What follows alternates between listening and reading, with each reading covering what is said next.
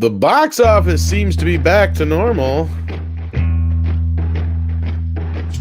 And it's a new week.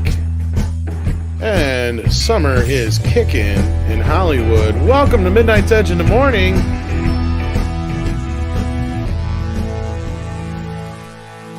The place to be when it's 11 a.m. Central, 9 a.m. Pacific, and noon on the West or East Coast. Jesus. I'm east, left, east, west, left, right, up, down. Who knows? We got Culture Casino sending us super chat right away. Hello, sir. How you doing? And hello, everyone out in the chat. And Andre, how are you doing this morning? I am doing good, thank you. And Culture, if you have the opportunity, come and join us. I'll send you. Would love to discuss it with you. And Accidental Tourist just became a member. Thank you for that. Speaking of members, glad to have you. That's probably a good time to let some people know, and we'll bring it up again later, of course. But we are going to be having a member stream tomorrow, isn't that right, Andre?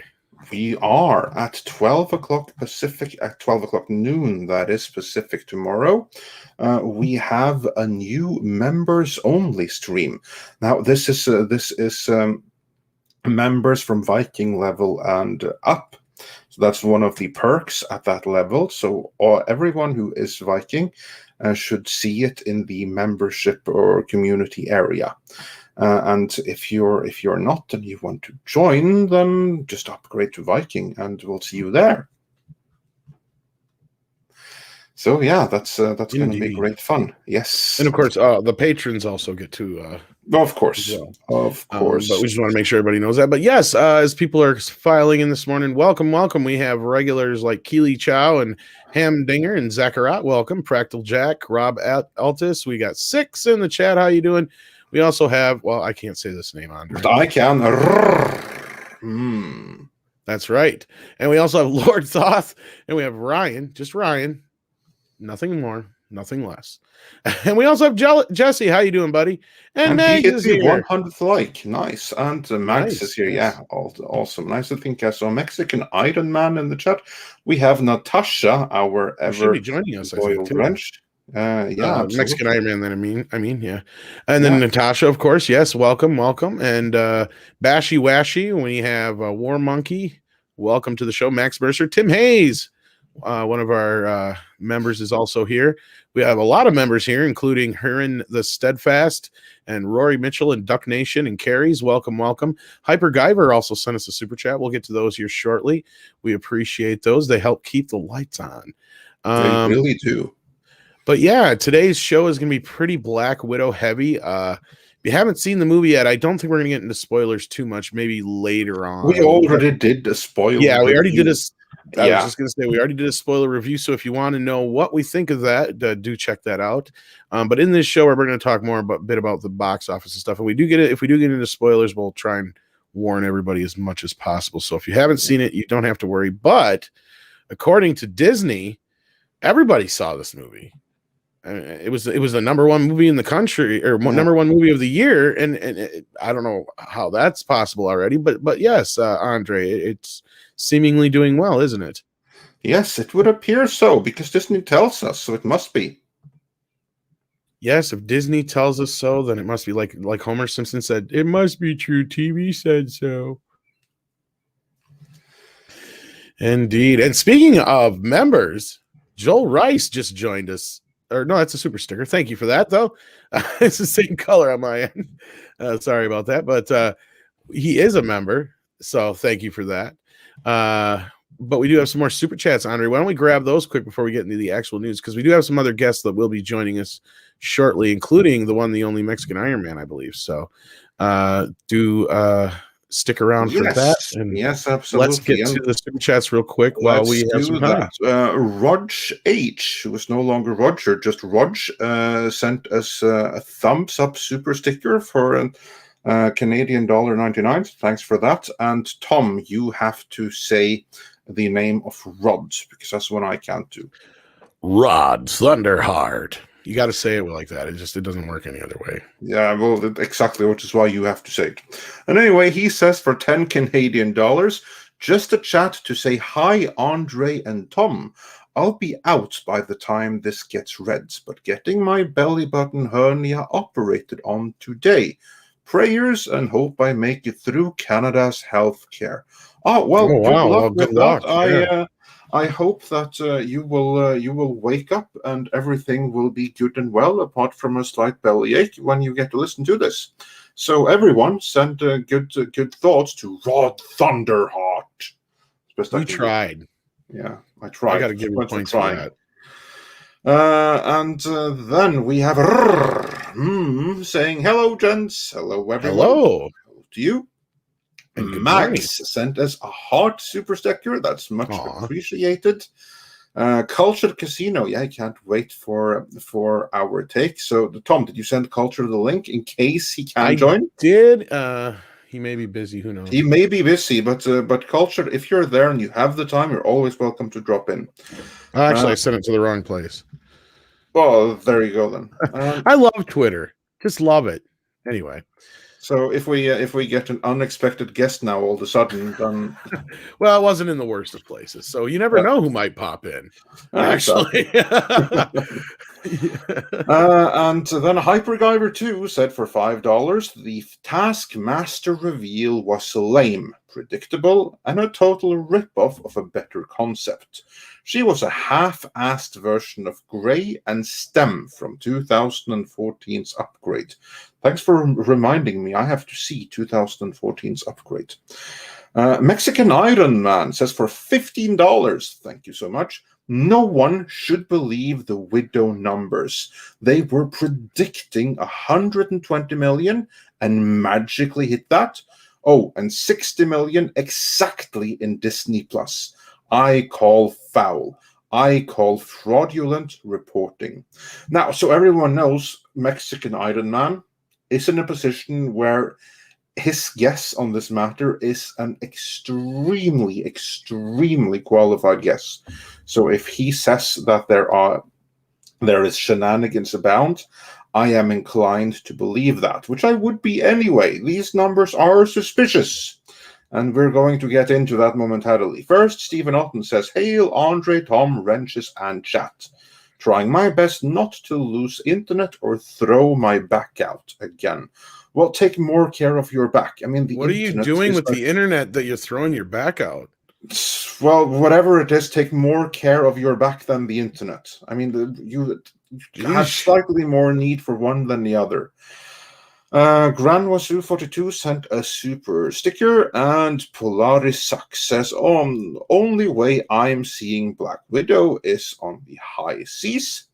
And we are not going to do any moralizing grandstanding beyond saying that none of our sponsors condone that, and be sure to stay safe on the high seas. And there's so much crap out there. So, like Surfshark.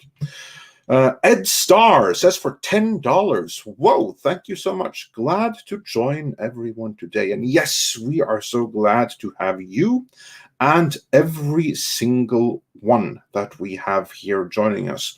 We have 614 watching as of right now, this moment, which is awesome. If you could help us out by sending out the link and help share the stream, that would be brilliant. And of course, also smash that like button, smash it as if it kicked your dog or something like that, because that also helps. And we have a couple of more super chats here. Yeah, I want to go through these because they're Black Widow related. Joel Rice sent us a super sticker of an onset chair, so thanks for that. Spider Unlimited says for $14.99. Whoa, thank you so much. Gentlemen, I need the floor to speak about this movie. So much to talk about and what to do and not to do making a movie. Theaters were empty, by the way. Willie Woodward sent us 99 cents, and Kit Kat says for 10 British pounds. Doomcock's new Sunday show was very well received last night. Intelligent discussion and positive look at the pop culture of the past, which we are enjoying in reruns. 1.7k likes. Awesome. Tom, were you there at Doomcock's new Sunday show yesterday? Yeah, I did pop in eventually. I guess he forgot to send me the link right away, but then he did. And then But yeah, I guess he's doing this thing on Sundays where he's having a panel show, and so far it seems to be working pretty well. And I was there for the latter part of it last night, and it was a lot of fun. Talked about a lot of classic Star Trek and stuff for the most part when I was there. But yeah, it sounds like it might be something really fun going forward, and he's going to be having a bunch of different panelists and stuff like that. So it should be pretty cool. Check it out. Yeah, absolutely. And then one more super chat before we get into the main topics of the day. Midnight Sun says for $6.99 Canadian dollars, hello, Andre and Tom. How familiar are you with the films of Dario Argento and Lucio Fulci, two godfathers of Italian horror cinema? Tom, how familiar are you with the two? Only an acquaintance at best. Not avenues I've really gone down too far yet. Just tangential connections, of course, to some of the American stuff they've done. But not against it. It's something I just haven't had the time to really explore yet. How about you? I'm reasonably familiar with both of them. I've seen several of both of their movies. I cannot claim to be an expert on everything, but I've seen several of them. And do I get bonus points if I'm familiar with Asia Argento, the daughter? Because I'm that too. Yeah. Yeah, I don't know about that one. I don't want to get into that. Yeah. And did you welcome Ben Saxon as a new member? We have not yet. We just brought it up on the screen. We have to welcome Ben Saxon as a new member also. We do indeed. Yes. And then did we have another super chat after that, or? No, I think we're caught up now. So we can start talking about the Black Widow shenanigans. And yeah, remember, now in advance, Disney predicted it was going to open to, what was it, 120 million? I seen a couple different predictions. One of them was 120, but one was also like 95 million. I think so. There was a few varied ones, but no. This number is very odd. And we're definitely going to get into that. And welcome this morning, Culture Casino. Hey, good morning. Hey, great you could join us. No, I'm happy to be here. I know I'm going to be cannibalizing my own video talking about this today, but that'll be a lot of fun. So here I am. Yeah, well, we'll make sure that people come and check out your video anyway, because this is a topic where I'm really interested in hearing your take as well. Yeah. I'm interested in. I wasn't going to miss today. I was monitoring as I could. You guys start the show, so it'll be a lot of fun to talk about. So I'm waiting because there's a lot of weirdness when it comes to the way these numbers are being reported, like you guys were just talking about. So yeah, there's something. I'm reminded of the saying, there's something rotten in the state of Denmark. Denmark, in this case, being Disney's box office reporting. So, yeah. But anyway, Tom, take us through the predictions and then the numbers. Well, I just have to say this to their box office reports. I don't believe you. Yeah. That's pretty much it. Okay, so let's get into this main... The main thing is Disney is reporting here. Let me get this up. Sorry. I had a different story up. Let's start here though. Disney is out reporting that Black Widow is breaking records and taking names. It's not only the biggest opening of, and then I went and shared the wrong one anyway. So organized this morning, kids. Not only is it's Monday, you can blame that. It is. Not only is it breaking records and taking names, they're even claiming it's the #1 movie of the year so far. I think Fast 9, Godzilla vs. Kong, and Quiet Place 2 have a few questions about that. But either way, according to Disney, it snagged 60 million on Disney Plus, which is roughly 2 million people watched it then on Disney Plus, and then another 80 million in theaters, which actually is the number we really need to pay attention to, because that is not anything to scoff at. But thank you so much for the ad. We appreciate that.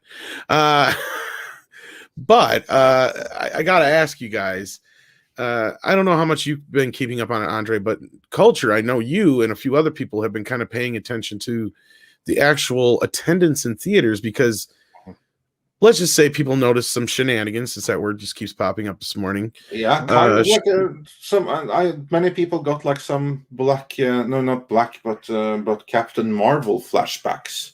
Yes, indeed. Where there was supposedly either sold out theaters or mostly sold out, and to only be mostly empty. So yeah, culture. Tell us what you've come across with this whole thing, and why this whole thing kind of smells funny.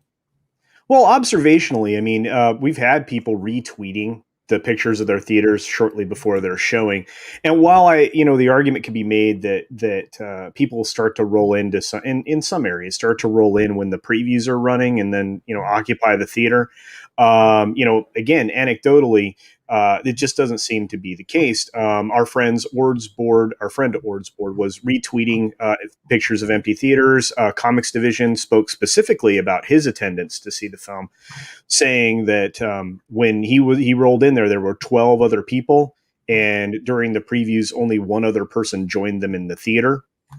So now, keep in mind the box office here slowed down on Saturday. It was a pretty big Friday. Saturday they had a 41% fall off in sales, ticket sales. So, but you're starting to see more and more photos, and I wish I had collected them so we could be looking at them. But there are more and more photos of people showing a lot of empty seats, and of course, go ahead. I was just gonna say, I'm sure there's plenty of people in our sphere, like Data Racer and those who are good at that kind of stuff, who probably are keeping a few tabs on this. But honestly, it just, to me, unless there's some real solid proof, it really makes very little sense for Disney to pull some kind of weird box office mirage and actually spend the kind of money like this to just basically lose the money, unless it really is about some kind of face value here. And I mean, really, is it worth that much? Well, I'll say this, and then I'm going to ask you guys if you agree. This is the very first time Disney has reported their VOD numbers. Why now? Very good point. Extremely good point. Although that's not 100% true. They did report some numbers for Cruella, which box out like actual earnings. I believe so. Because I came across them, I think it was yesterday. I know Samba TV did it estimated. That might be what I'm thinking of too. Yeah, because Variety put together an article that was actually, or will actually be, the basis for the video I'm doing today, that breaks down why Disney decided to release the VOD numbers. And they asked the same question I just did, and I was asking actually as of yesterday. They've never done it before. They obviously want this film to appear a success, and as I said, their ticket sales dropped 41% on Saturday. So they'd done bang up job on Friday. Saturday's numbers slipped to 22 million in ticket sales. So it made it pretty clear, according to this article, that they weren't going to have a shot of clearing the $100 million single weekend. So it's interesting. They did a really great analysis of this, and I usually don't expect it from any of the trades, as you know. I mean, they're there to promote and pump up all this stuff or spin propaganda. Right? Yes, indeed. Tom, can you bring it up on screen? Because I agree. Variety did a really good take on it this time, which isn't always the case. Because they have a certain narrative. Do you have a link for that? Because I don't have that. Yeah, private chat. Okay, hang on. Because I was looking up Cruella, because y'all had me going in 5 different directions here. There was reportedly 20 million they made on Cruella, which is not very much. But that will be important for a later part of the reporting here. But yeah, let me grab this Variety story you guys want. Here you go. Yeah. Cultured, are there some highlights from this analysis that you think are Oh, worth picking out? certainly, yeah. Closer to the bottom of the article, they start to ask the question, and there are some executives from other, obviously, studios have some thoughts. So if you scroll down in the article to where it says, why did Disney decide to release the VOD numbers? You will Yeah, find, looks good. I'm looking for it. yeah, Looking for it. Let's see. It's a big story. it is. It's huge, and they put charts and numbers in here, calling into question some of the things Disney has said, some of the language surrounding it. But yeah, so why? There it is, right there. Second paragraph under police report advertisement thing there. Second paragraph down. No, Let's you were see. there. Okay. No, you were there. Yeah. Yeah. Why did? Oh, there we go. Yeah, I was looking for Yeah. the wrong thing. Yeah. There. Let's see. Yeah. 1 second It's here. parts. Yeah. There. Why did Disney decide to release its VOD numbers?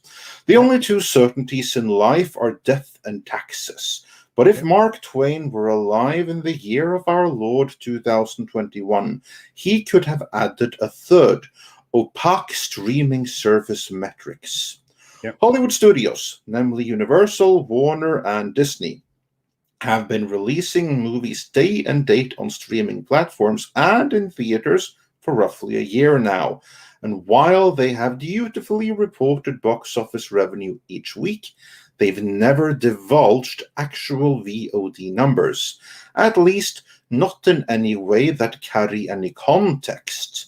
For example, Warner reported in January that upon its release, The Little Things, the suspense thriller starring Denzel Washington and Rami Malek, immediately shot up to #1 on HBO Max without any sense of how many people actually got it to that position. Which made it all the more shocking when Disney shattered the industry-wide omerta over streaming data by announcing that Black Widow made $60 million on streaming VOD. So why now? Why this movie? Disney declined to comment. Yet the sense, at least from rival studio executives, is that Disney wasn't initially planning to release streaming revenues. But Marvel Studio movies come with a pristine box office track record across 23 features. Black Widow did start the weekend strong, but once ticket sales dropped 41% on Saturday to 22 million for the day, it became apparent the film no longer had a shot of clearing 100 million in a single weekend. And yet, on Sunday, the studio claimed that Black Widow earned the highest domestic opening weekend for a Marvel Cinematic Universe origin story after Black Panther and Captain Marvel. I just love what they do that. The single highest origin story weekend, except for those two. Yes. Yeah, but even below all those charts, when you go down, even Variety calls them out on this. That's what's so funny about it. Yeah. Moving on box office alone, that's simply not true. Spider-Man Homecoming, Iron Man, Guardians of the Galaxy, and Doctor Strange all made more in their domestic debuts. Black Widow needed the Disney Plus revenue to push past all those titles. Disney, however, declined to disclose how much of that 60 million came from domestic Disney Plus subscribers. So if we're taking Disney's claim about Black Widow at face value, then all we know for certain is that it made somewhere north of 37.1 million from domestic premium access grosses in order to edge past the domestic debut of Spider-Man Homecoming. An 80 million domestic box office debut, setting a pandemic-era opening weekend record, is certainly nothing to sneeze at. But part of Marvel Studios' mystique has been its unquestioned box office supremacy, and Disney, apparently, needed Black Widow to be more than a middle-ground financial performer within the MCU. And yeah, I agree. That is a very cogent analysis right there of the situation. Which goes, I really love that Variety is calling this shit out, because this goes back to what I was saying yesterday when I retweeted that thing where they're like, Captain Marvel is the #1 movie of the year. It's like, that is not fucking true in the least. Yeah, maybe, just maybe it has the potential to be with this big, huge opening. I'm not going to take that away. But that's getting ahead of yourself a little bit, isn't it? Yeah, I mean, it is because well, Tom, here's what's going to happen. So just like with everything else of recent, this film won't have any legs. It already showed you it's not going to have any legs because it fell off 41% from Friday to Saturday. Let's not even get into the piracy aspect, but yeah, go ahead. Sorry. No, absolutely not. And then we move into the next part of this conversation, which is every film that's come out, for the most part, has had a 50% fall off from week 1 to week 2. And this film is already demonstrating it doesn't have legs. And as a lot of, really smart people in my chat yesterday commented, everybody who wanted to see this film, for the most part, or most people that wanted to see this film, have now already seen it. You know what I mean? Exactly. And here's the other thing is, look, regardless of what you may think of the film, what us on the panel think of the film, this has everything to do with what it almost goes back to prove what we were trying to say with Captain Marvel before. Something ain't right here. They're fudging numbers for some reason. And speaking of numbers, we got more of the family here. I'm going to bring them in. Somebody who sent us a super chat earlier and talked about some of these numbers, and I really want to get his take on it. And also another member of our Mead team as well is here with us. So let me welcome Mike and Jesse to the stream. How you guys doing? Very well. Oh, life has treated me pretty well, I think. Good morning. Good morning. Awesome. Glad to hear it. Glad to have you here. So let's start with you, Mike, real quick, because you had sent us a super chat earlier where you had talked a little bit about this, and you brought this up before, and you've been kind of keeping an eye on this, and you brought it up that it is really kind of odd that one of the projections was that 120 million. Right, I can't find my super chat here on the thing. The thing jumps so fast. Yeah, it's no, but I can find it. I can. We have it here though. For you again. Let's read that real quick, and then that'll be my opening. Yeah, we'll do that. So, Mike, the Mexican Iron Man, wrote, "No one should believe the Widow numbers. They were predicting 120 million and magically hit that. Oh, and 60 million exactly in Disney Plus. I call foul. I call fraudulent reporting."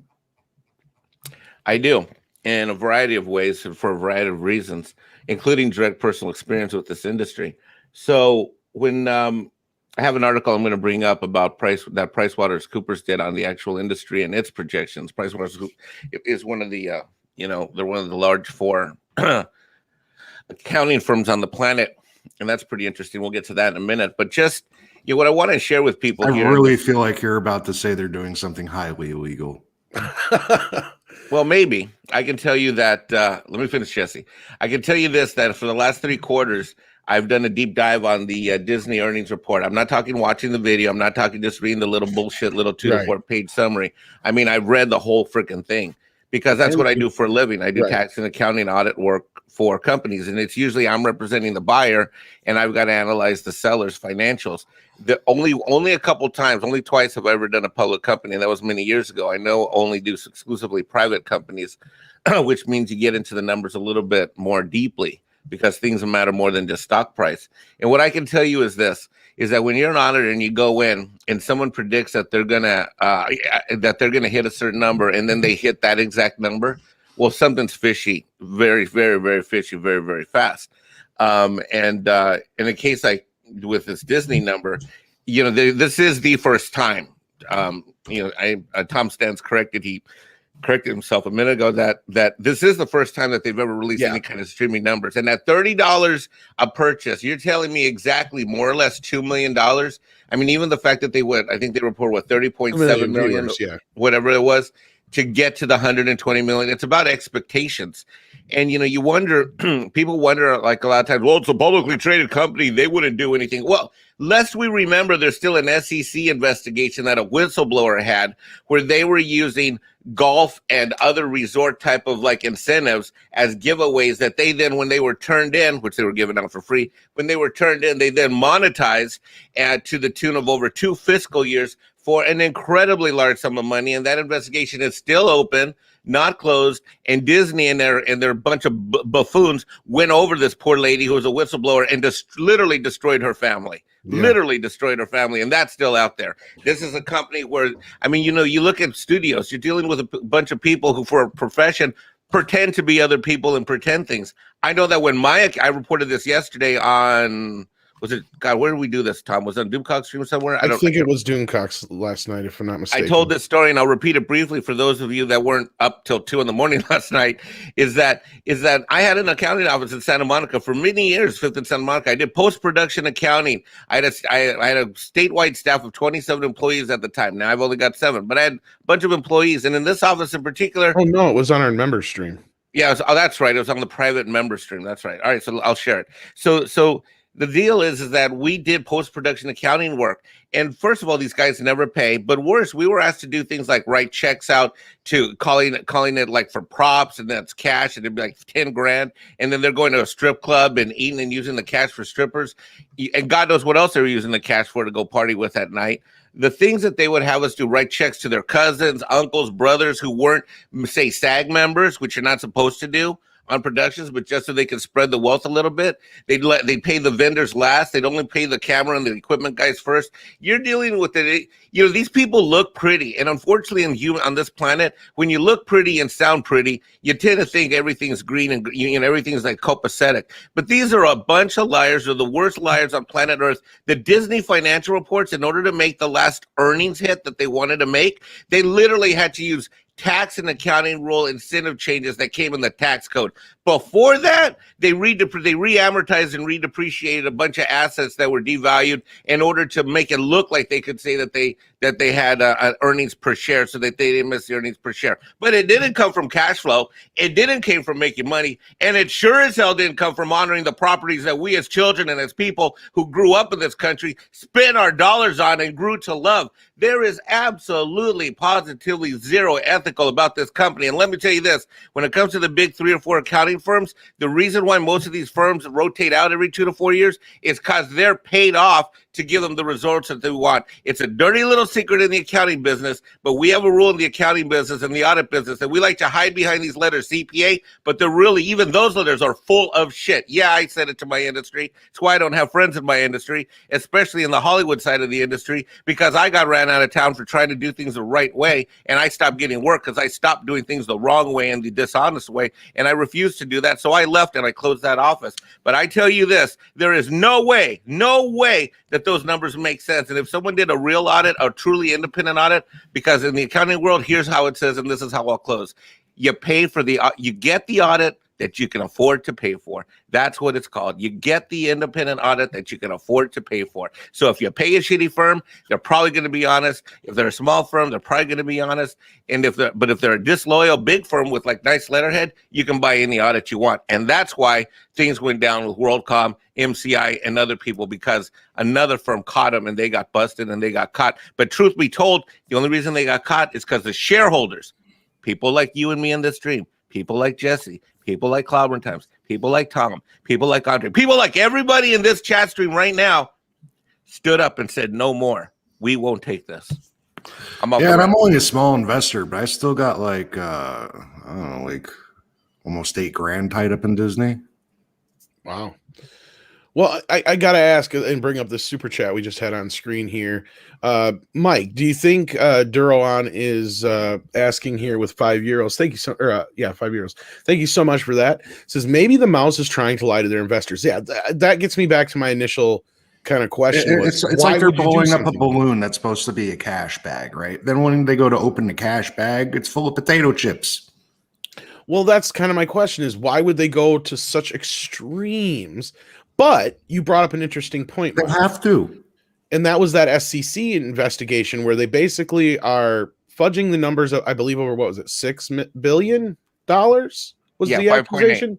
$5.8 billion. Yes, which is really close to that what they spent on Star Wars. Isn't that odd? Yeah, but it's so insane to me that they do stuff like this, because eventually the bubble bursts, and now all these golf trips and stuff that you've given away and now you've put down as a profit. Well, you know what? There is no money there. So, well, that's my question. How are you going to pay anything back? Right, and that gets back to the super chat question and my initial question, Mike. And I don't know if you can answer this or not, Absolutely. but is that what it is? That is absolutely it. And see, the thing is, you have to put a different hat on. You have to put the hat on.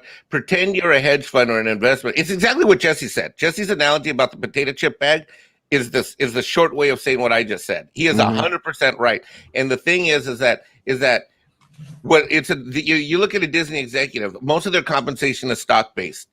The real bosses of a company aren't the president, the CEO. It's supposed to be the board of directors, but they're not the ones with the money, especially at a place like Disney. Disney has to be watching the money. That's their whole point of being. It's so shady. It is. And the real people are the investors, the Wall Street hedge funds, the investment funds, the mutual funds, the people that control that money. They're the cash behind. So those people need to be made happy. Let me tell you this much. Those people already has been reported and discussed. I've heard, because Culture being on some streams before and other people, there's definitely a track record in the history where it comes to these Wall Street people wondering if these Hollywood people are being legit. And I'll turn things over to Culture, because I know he can speak on this better than me, because I've heard him discuss this on other streams. But absolutely, there is an incentive to lie. It's called money. And if you can keep the auditors at bay, if you can tie things up, if you can find, they have an amazing internal tax and internal audit department. What happens with an audit isn't that you hire an independent firm, they come in and check out what you did. I'm sorry, Andre. That's all right. Go for it. No, that's right. Yeah, you're on a roll, boy. Okay, Ocon freaking Traer. Here's what happens. All these large publicly traded companies, I worked at ExxonMobil. That's where I learned international tax and accounting, okay? That's where I grinded my teeth out before I started my own business, at ExxonMobil. All right, so what they do is they have an internal tax department that does tax planning. Okay, when we were at Exxon, my first 2 months there, I got to do the Costa Rica oil refinery. They put me in a room with about 11 other people on staff in the controller's tax department. Each one of us got a country, and we were told as a group what the earnings needed to be by a certain place in time. We changed it. And I'm going to say it, because I was part of it. There were invoices that were changed. There were temperatures that were changed of oil and gas, which then creates gas. It changes the weight. It changes the cost. There's all kinds of things that happen. Then we create the books that we want our internal audit department to come and check out before we let the outside independent auditors come in. It's basically, we're writing our own script. We're writing our own story in order so that it comes in from the outside. Now, I couldn't stomach more than 4 years of this, so I left.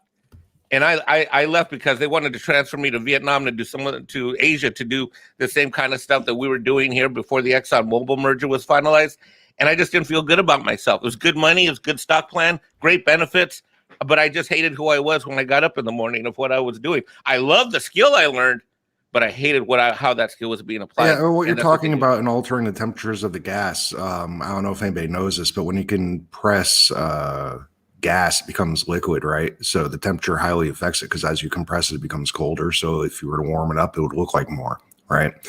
So that's no different than back in the day with the cattle business, when they would salt the cows before they put them on the train. So they would drink gallons and gallons of water. So when they got there, they'd be full of piss. And the other thing that you brought up before with turning over the tax companies every couple of years, that reminds me of when a really rich person wants to build an extravagant home and they want to put a couple of secret passages in there. Well, what they do is they have one company build one, then they fire them. And then they hire a new company to finish the job, and they do something else, and they fire them too. And eventually there's so much lost information that no one knows what's going on. Yep. Yeah. It's just old things made new again, but done in such a way, at such a big level, that we don't have the resources to go into it and look. I mean, who's going to go against Disney? And that's the other problem, because Mike was bringing up the Big Four, and the Big Four. I mean, even PwC has a history of doing some very shaky things, and they're constantly, swapping people from one of the Big Four to the other, one consulting side to the other. So, and they're all competing for the same people. So you start to see some inconsistencies in how they treat those people. You start to see people get some extraordinary bonuses for obviously doing some things that Mike suggested might compromise them personally, in service of reporting these numbers. But there was I want to say her last name was Kuba or something like that. Kuda. She was the lady that was the whistleblower going back into I think pre 2019. 2018 even, that got that SEC investigation rolling. And she was destroyed. They went after her family, everything. And she's filed a civil suit. There is a civil case now for the whistleblower against the Disney company, that, they're going to have to write a check to her, I'm afraid, because she's got a lot of information that, maybe they don't want out there in the world. Quite frankly, she's lucky she's alive. It's really hard to find, even if you Google it. But there was a case of a woman named Lovelace that went against a nuclear facility back in the late 70s, I believe. Wow. They while she was at work, they went into her home. They irradiated the milk in her fridge, trying to kill her, and then that didn't work, so they ran her off the road. Wow! But people have died. That was over $4 million. Wow. How much money is tied up in Disney? Oh man. I mean, come on now. I mean, it's not beyond the pale that these people are completely unsafe by doing this. Yeah. Well, we have one more member of our team with us this morning. Paulie, how are you doing? Hey, Tom. What's happening, fellas? Good morning. Good morning. Well, we are tearing Disney a new one. That's what's happening. And talking about lots of shady business and accounting practices. We're so glad to have you here for that. You should have heard Mike, who was on fire. Yeah, and I do need to reiterate again, though, folks that are listening, because we do have some new people listening. This has nothing to do with how we feel about the movie. We're not reviewing the film. If you're curious about how at least Andre and I feel about the film, we have our review up. I think the rest of the guys, I don't know if you've done yours yet, Culture, and a few of the others, I'm sure they'll have their reviews up over time as well. So we're not actually talking about the film. We're talking about a financial situation here. So just exactly. Or rather, whatever shady things may be going on with the financial situation. There's one thing that I also would like to point out that kind of goes with this whole thing here. And Culture and Mike, feel free to chime in any time, because this is your guys' forte as well. What I'm thinking is that Disney's entire share price, because you're right, it's all about the shareholder value. Mm-hmm. And as it is right now, they come from the darkest economic time in Disney's history.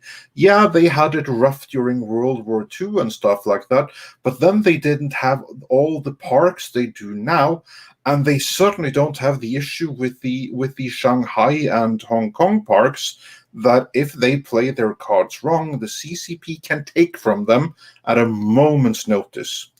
So they're all about appearances. They have to maintain the illusion of complete and total control, especially the invincible Marvel brand. The Marvel brand can't be seen to stop winning, basically, because Marvel kind of is their very much so their bread and butter. When Star Wars hasn't really worked out, parks are so. But Marvel was their golden goose. It really, really was. They can fudge the numbers for the Disney Plus series. Slightly more difficult to fudge for Black Widow, but still they can't afford to have it look like a disaster. They can't afford or underperform. They can't afford to have that not look a smash hit, because then what's going to happen with Shang-Chi and the Eternals later this year? I mean, if the perception starts to come out that, oh, wow, Marvel isn't really that hot anymore, now what are Disney going to do? Yeah, see, that's the thing. They don't ask. That's the one movie that I am looking forward to in the Marvel universe coming up, is 10 Rings, because I think it's going to be a different kind of a movie. I wanted to say something about the Disney's practices. Yeah. So, gosh, this might be going back like 20 years, and maybe you guys heard the story before from me, but they tried to trademark the holiday Day of the Dead, Dia de los Muertos, Disney. And That's extremely disrespectful. a little bit. Just I don't even know how you're, going to do that officially. But anyways, it's Disney. So there was an uproar. There was protests by some people that are now working and have become Wokosified. But back in the day, they were, saying you can't trademark a religious holiday. It's an indigenous religious holiday and blah, blah, blah, blah, blah. So they didn't win that. What they did, though, is that they took some of those people in the business, became cultural experts, and created a Coco. So Disney, at the end of the day, got what they wanted. They got the Day of the Dead Coco parade, the movie, the merchandise at Disneyland. And some of these people now are so Wokosified that they are defending their moves, even though they basically have embraced the X. But that is Disney's, that's how they do negocios. Negocios are dirty. So yeah, Coco. I do love Coco, but I'm just. What really bothers me? They do it about a holiday that's specifically about remembering your dead loved ones. It's not like they took like St. Patrick's Day or something fun. They took a serious holiday. Well, they did kind of try that with May the 4th, but yeah, true. They did try to trademark May the 4th be with you. That's different, though. See, that I could see. Right? Yeah. But the Day of the Dead is something pre-existing Disney for what, hundreds and hundreds of years? Hey, not longer than that. LeBron Mesoamerica has been practicing Day of the Dead for thousands of years. I mean, they would last. But anyways, that's a history lesson. The point is that it's an ancient holiday. Though. It's an ancient holiday. Yeah, but everybody's going to try to do that. And somebody in the chat points out that they tried to do that recently with Loki. They tried to, a mythological god. They tried to, and of course, LeBron is famous for trying to get Taco Tuesday. Taco Tuesday, yeah. Oh, yeah, that's great. Yeah, everybody's going to try, and again, this is something in common parlance, right? It's not, you can't. It's like, May the 4th be with you. We've been saying that for decades, right? Or people have. And is there? I mean, how is that how is that going to be something you can trademark when you weren't the person that created it? It's very frustrating. Disney does a lot of stuff. I don't know, but I'd like to officially announce that Midnight's Edge owns Christmas. Anyone who uses the word Christmas or Xmas needs to pay Midnight's Edge a fee of 20% of anything you make. I do know this. Disney jumped since Thursday. Now, mind you, the Thursday previews for this film started to happen. They jumped $11 in stock value from a low on Thursday of $170 up to currently $181.71. So, yeah, and I think there's the motivation right there, is the share price. They cannot allow the share price to fall to levels where people start questioning Disney's future viability or the Marvel's future viability. And if they have to employ some shady accounting practices and to fudge some numbers to get to that result, and then I think it's a matter of what the board doesn't need to know. They don't need to know. Are you saying the Magic Kingdom is doing magic book work? I'm saying that they're using black magic because they have to. Yeah, and they can argue it by way of like, well, we are actually protecting our shareholders, and our shareholders, they don't have to know this. Like they have deniability, so we're doing this for them. Well, as a shareholder, none of it's making sense. Responsibilities. Andre, I invested in Disney because I projected them to hit about 245 and then I'd sell, right?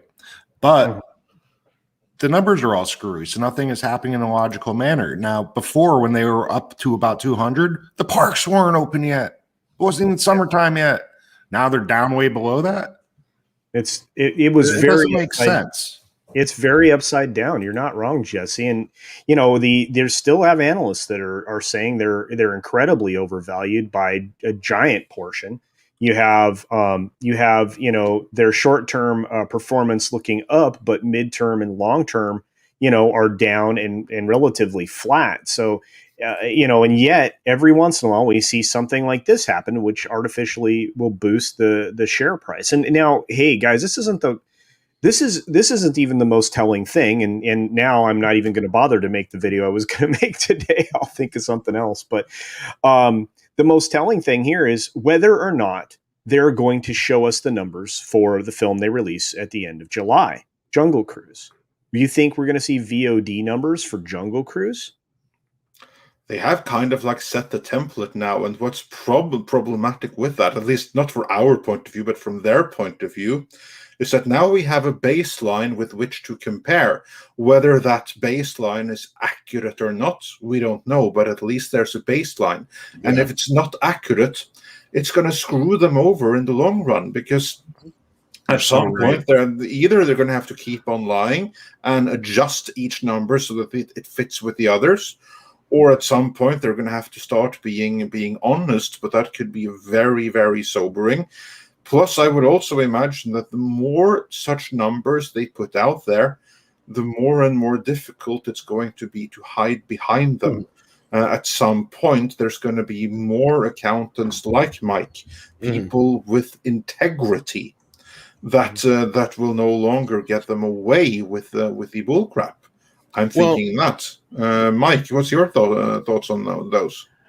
Well, I can tell you that what happens is that when people like me have the experience we have, I didn't come out of the big four. I came out of the industry, but what usually happens is that they go into, how do I explain this?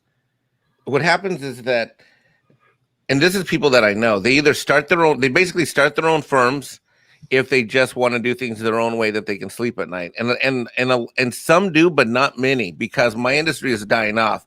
The old guard is just fading away, much like directors in Hollywood right now. And there's a crisis of independent firms. That's why no one can find, people bitch like they can't find a good CPA for their small business. But what happens a lot of time is that the shenanigans, I think Jesse or Coulter mentioned this earlier, but so let's say they're inside the company like I was. Well, then what happens is they get hired by the independent firm that did the audit, and you get to know one of the partners. So then now they bring you into the Sith lair, into the dark side. Or let's say you're already a Sith, then you get infiltrated into a company, and a lot of people go work in the industry because they're like, okay, I'm sitting here doing audits of these different companies. I'm traveling all the time. I want to stay in one place. So they latch onto a company that they quote did the audit for, and then they get hired as internal staff. So it's the accounting industry. There's no independence about it. It is literally just like the farm industry, where you have people like inside the government and the USDA, and they're coming in and out. It is basically a whole bunch of people that it's a whole lot of, in the industry, we also have a term, we call it mental audit and masturbation, because you have someone that just did the audit. Now they're on the inside and they're like, oh yeah, hey, here's how we characterize these transactions a couple years ago. And the senior partner, by the way, if senior partners do sign off on questionable audits, they usually retire in 2 to 5 years, because if they're only looked at usually within 2 to 3 years of whenever they're issued. 5 years tops. After that, it's impossible to get the SEC to look at anything. So if there's a whistleblower, the whistleblower has to come clean pretty quickly. And I think that's what happened with the last whistleblower. She had been part of it for a long time. She couldn't stand it any longer. And she knew that the information that she had was kind of is more fresh if she went out. And then so that's when she went a whistleblower. But that's basically tough, man, because you're on one side going in, you have this doorway where you have to give the I'm shady password to get in. And then once you're in, now you have to rely on those shady people to become whistleblowers. So, in a case like that, they're going to do whatever they have to do to save number one. They don't care about the issue. Yep. Yeah. Lovely. Great system we got here in this country. Well, the problem is that if they're not being held, their feet are not being held to the fire, the financials, but this is global now. This is a global problem. and it comes along with the people that you're using to promote you financially. And right now, the biggest problem I think for all of these corporations is Morgan Stanley. But that's just me. JP Morgan, Morgan Stanley, whatever they are now. Who always comes out on top? I don't know. Anyway, JP Morgan. It is what it is. Yeah. Man, how many names have they had in the last decade? A lot. That's a whole nother stream, bro. Hey guys, I got to run in 5-10 minutes. I just wanted to share a quick article. I just want to let you guys know about this. This was in Deadline, July 12th, and they said that PricewaterhouseCoopers is saying that the theatrical revenue won't return, the 2019 levels, whatever those were, won't return until 2024 at the earliest, possibly 2025. And they surveyed a bunch of different sectors. And so they're basically saying that it's a 4-year recovery plan at best. So when we look at these, like, quote, amazing numbers that might get released, are being released, we got to take it with a huge grain of salt, because when they do these industry, what the accounting industry does tend to do well is they do tend to do a lot of trending analysis based upon statistics, similar to labor statistics from ADP. So basically, we're looking at an industry that they say I always hear on these channels, go woke, go broke. Well, between that and COVID and everything related, they're that far back down. I mean, it's going to take 4 to 5 years for them to recover. So it's like building a building on top of a sinkhole, because when you lie about this much money, now you create a void or a vacuum. So now when your movie does make money, now you have to take that money and throw it into the void, and it's gone. It's already gone. Right. So these movies would have to make so much money. There's no way the whole thing's going to collapse on itself. Go ahead. Sorry. It's not sustainable. It's simply not sustainable. I was going to say, this actually will bring us into the next part of the stuff we're going to cover today. But I know Mike's on limited time now, and we got a few super chats we want to catch up on that have to do with the current part of this. Yes, discussion. Indeed.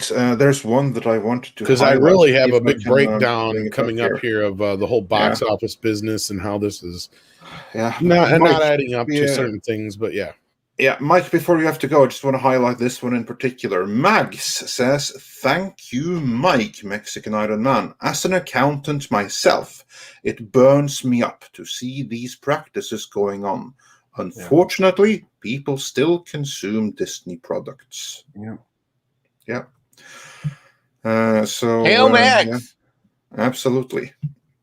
Yeah, this article is pretty enlightening too. To a certain extent, I think it's not optimistic enough. I think it's a little pessimistic because they're not. I don't know if they're taking into account the rampant inflationary pressures that exist now.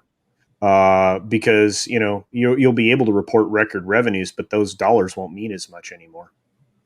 Very true. Yeah, that's just true, because inflation is going nuts in the States, isn't it?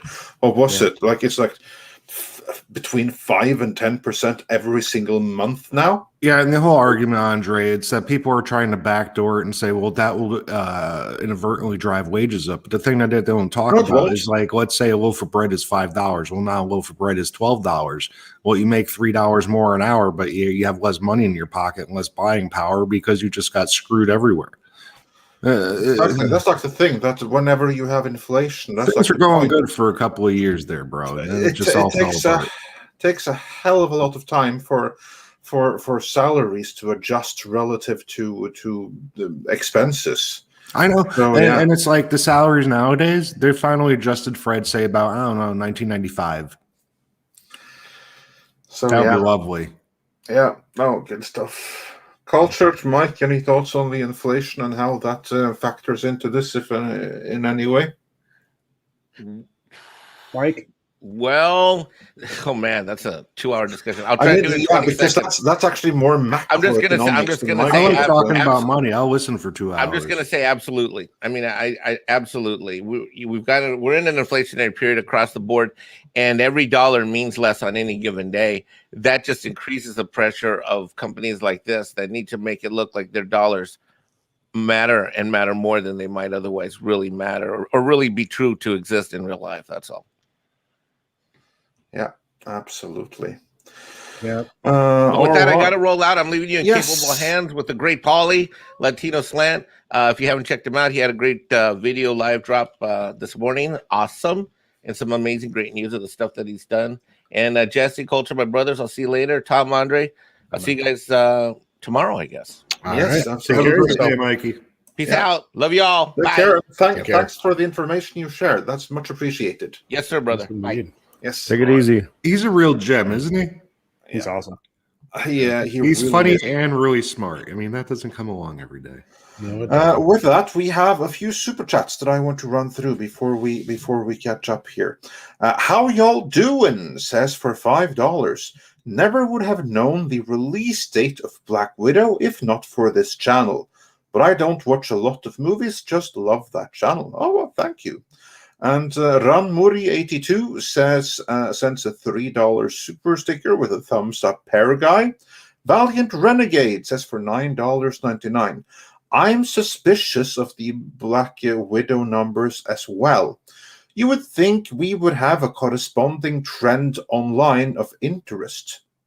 But Black Widow has consistently only been a fraction of Loki. How many no-show tickets, I wonder? Yeah, that to me is a really good question. But moving on for now, Eric Winberg also sent a $2 pair guy super sticker, so thanks for that. Your Muslim uncle says for $4.99. After watching Black Widow and seeing her emotional gains, her death in Endgame would have been so much more brutal and emotional. CM shouldn't have been. Don't recall exactly what CM is. Captain Marvel. Yeah, that's true. Yeah. So that was a complete disaster. I should never have been made. Polaris sucks, says for $2 Canadian, where I am. All theaters still closed.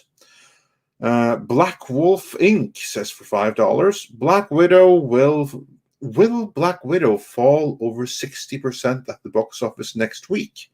I honestly cannot see anyone talking about this movie far longer than 2 more weeks. Culture, do you think it's going to fall more than 60% next week?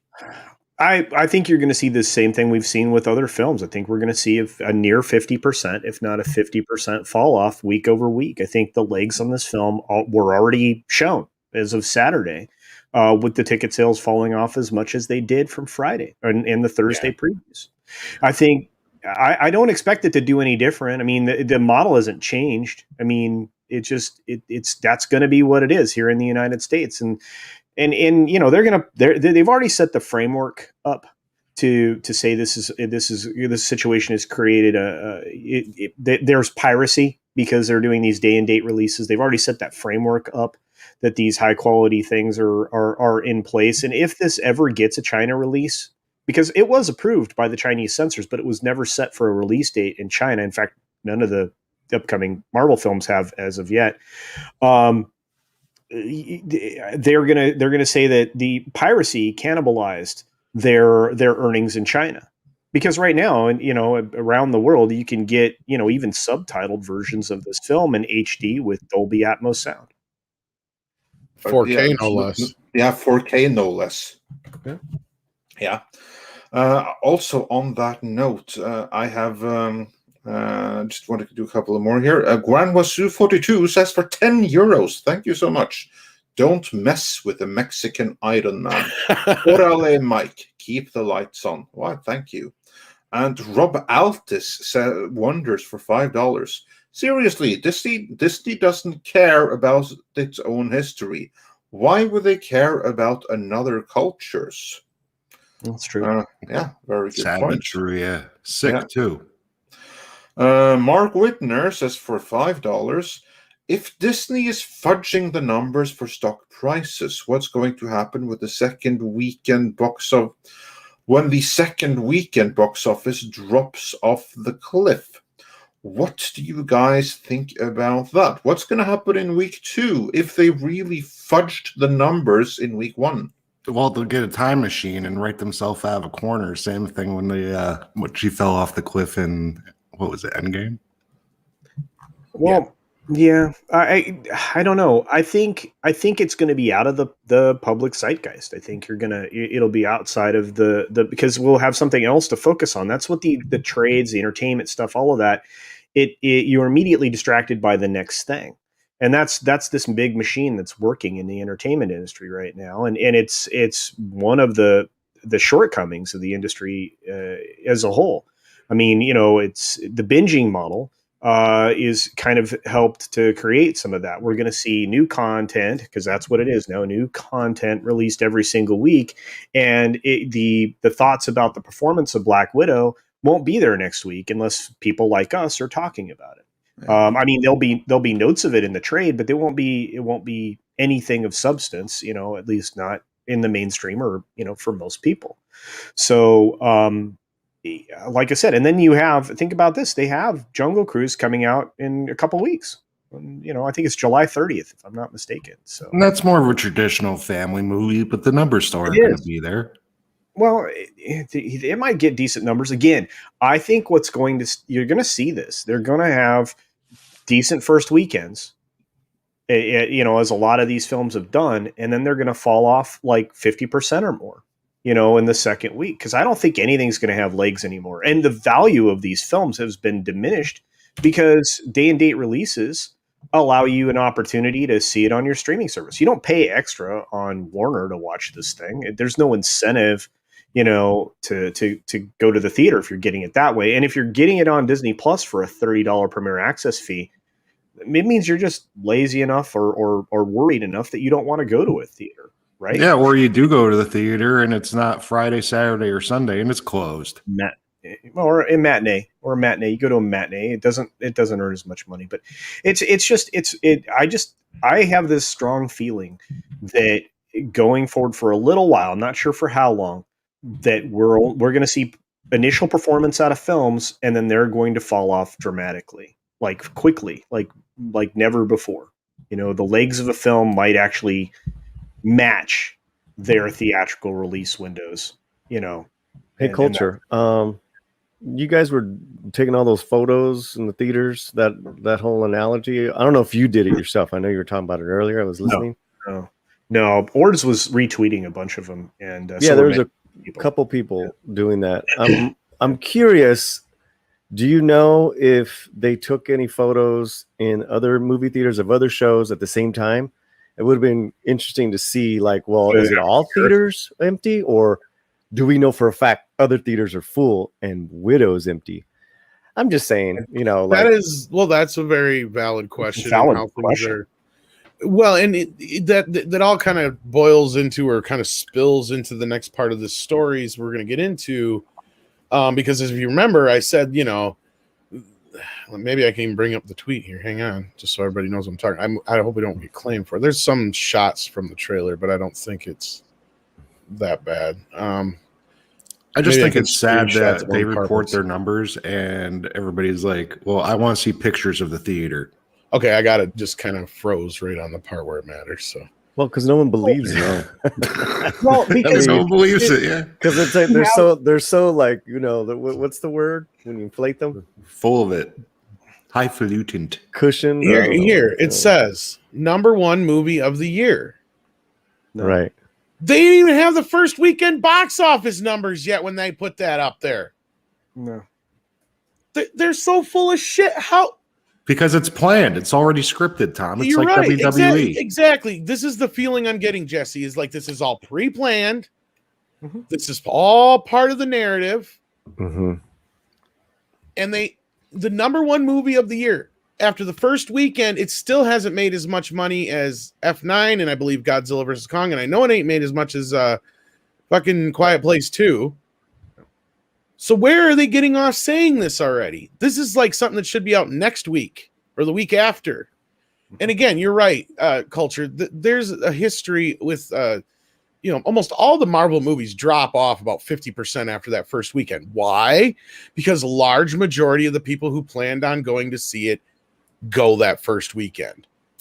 And then the next weekend is the holdovers and those who go back. And then it just drops off a cliff. Go ahead. Sorry, Paulie.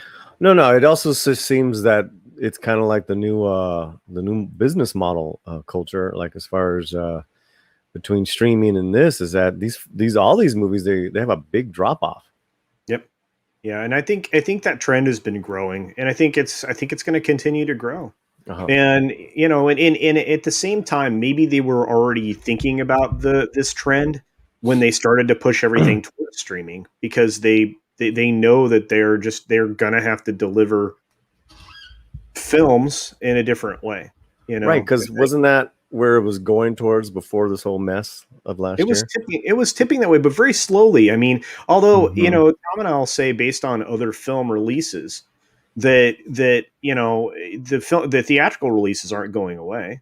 I mean, in the cinemas, you're still going to see quality films make it that way, but you're going to see more and more of these Amazon purchases of films that were originally supposed to be set in cinemas that are going to make it to your small screen first. I think you're going to see a lot of that. That really segues perfectly into the next story, actually. So we'll get back into super chats here shortly. But this came out from Rap. Black Widow proves that Disney theaters plus paid streaming strategy works. Oh, man. As you hear from the silence, that's not shady. So really bullshit. Fast. It just seems that everyone is shilling for this movie. Rolling Stone, these guys. Yeah. You know what this is? All of this stuff is really the curtain. Weird. So pay no attention to the man behind the curtain, because he's the one with the shovel shoveling all the money they actually did make into the void that they lied about before. Whatever you do, don't look behind that curtain. That curtain, this bullshit, this is the only thing saving Disney the mouse from collapse. Behind the curtain, right? Yes. Olav, thank you so much for being a member. And this is exactly what I was getting to. They analyzed this and they deducted this from one movie. How many movies has Disney Plus now put up for their premium package? Culture, help me out here. Well, I think there are at least. And I think there are two that underperformed so extremely that, believe me, they would have been happy to try to show that they made money on them with the D plus release of numbers. So now that's my thing here. You cannot sit here and tell me that this one movie proves that their strategy works. No, because it hasn't worked to this point. No. This is the most. Look, I'm like king of hot takes, right? Like I'll fly off the handle on some shit and I'll say like some stupid shit sometimes. Don't get me wrong. And a lot of times I'm just goofing around, what have you, being hyperbolic. But when I see a headline like this in a publication like the Wrap, not just the Wrap, but Wrap Pro, because Culture, you wanna kind of give us the significance of this version of the Wrap as opposed to regular Wrap.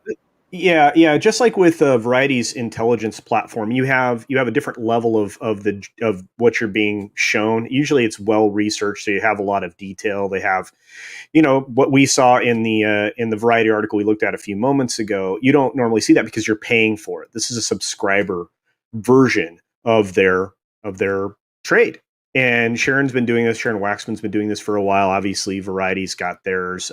Deadline has some kind of version of this, but it's really weird for me to see this being shilled this much in Pro. This is just I wouldn't have anticipated this kind of I wouldn't have anticipated this from them. Well, and I don't know if Andre's back yet, but Bunyan brings up an interesting point here, because you just used the word shilling, which is funny. Yeah. Because this does feel more like paid marketing, as we point out several times over. This don't feel like no article. The Jeremy Fooster, the guy who wrote, what do you have to base this on, motherfucker? Yeah. Nothing to base this on. We don't know how much Cruella made. We don't know how much Mulan made. We don't know how much. What was the other ones? Soul, wasn't that one, or is that one of the free ones? See, I can't remember. There was like 5 of them that you at this point. I think. But how did you get all those numbers for like these 3 different revenue? Exactly. Like it's completely new industry, right? And how they're gathering the numbers just off their. I mean, it's so shady. That's why I'm kind of proud of the Variety story this morning, to be honest with you. That, like, because Variety, let's be real, they'll play the game. They'll play the fucking game. But for them to do a story like that, they're kind of. How do I put this? They're kind of putting their toe into the river with the piranhas. Like, I mean, they're really really pushing the mouse by putting a story out like that, because that's the kind of stuff we report, and you've seen the type of blowback we get. I mean, just go back to the Captain Marvel reporting, and Midnight's Edge really didn't get too deep into the whole box office portion of it. This is the deepest we've gotten into it, and we were the first ones to get hit with this, with the whole like Disney's not happy about this bullshit, because our stream got struck down right in the middle of it. We were showing no images, no video, no audio. It was just Andre telling his feelings on Captain Marvel, and the stream got taken down the moment he started talking negatively about the movie.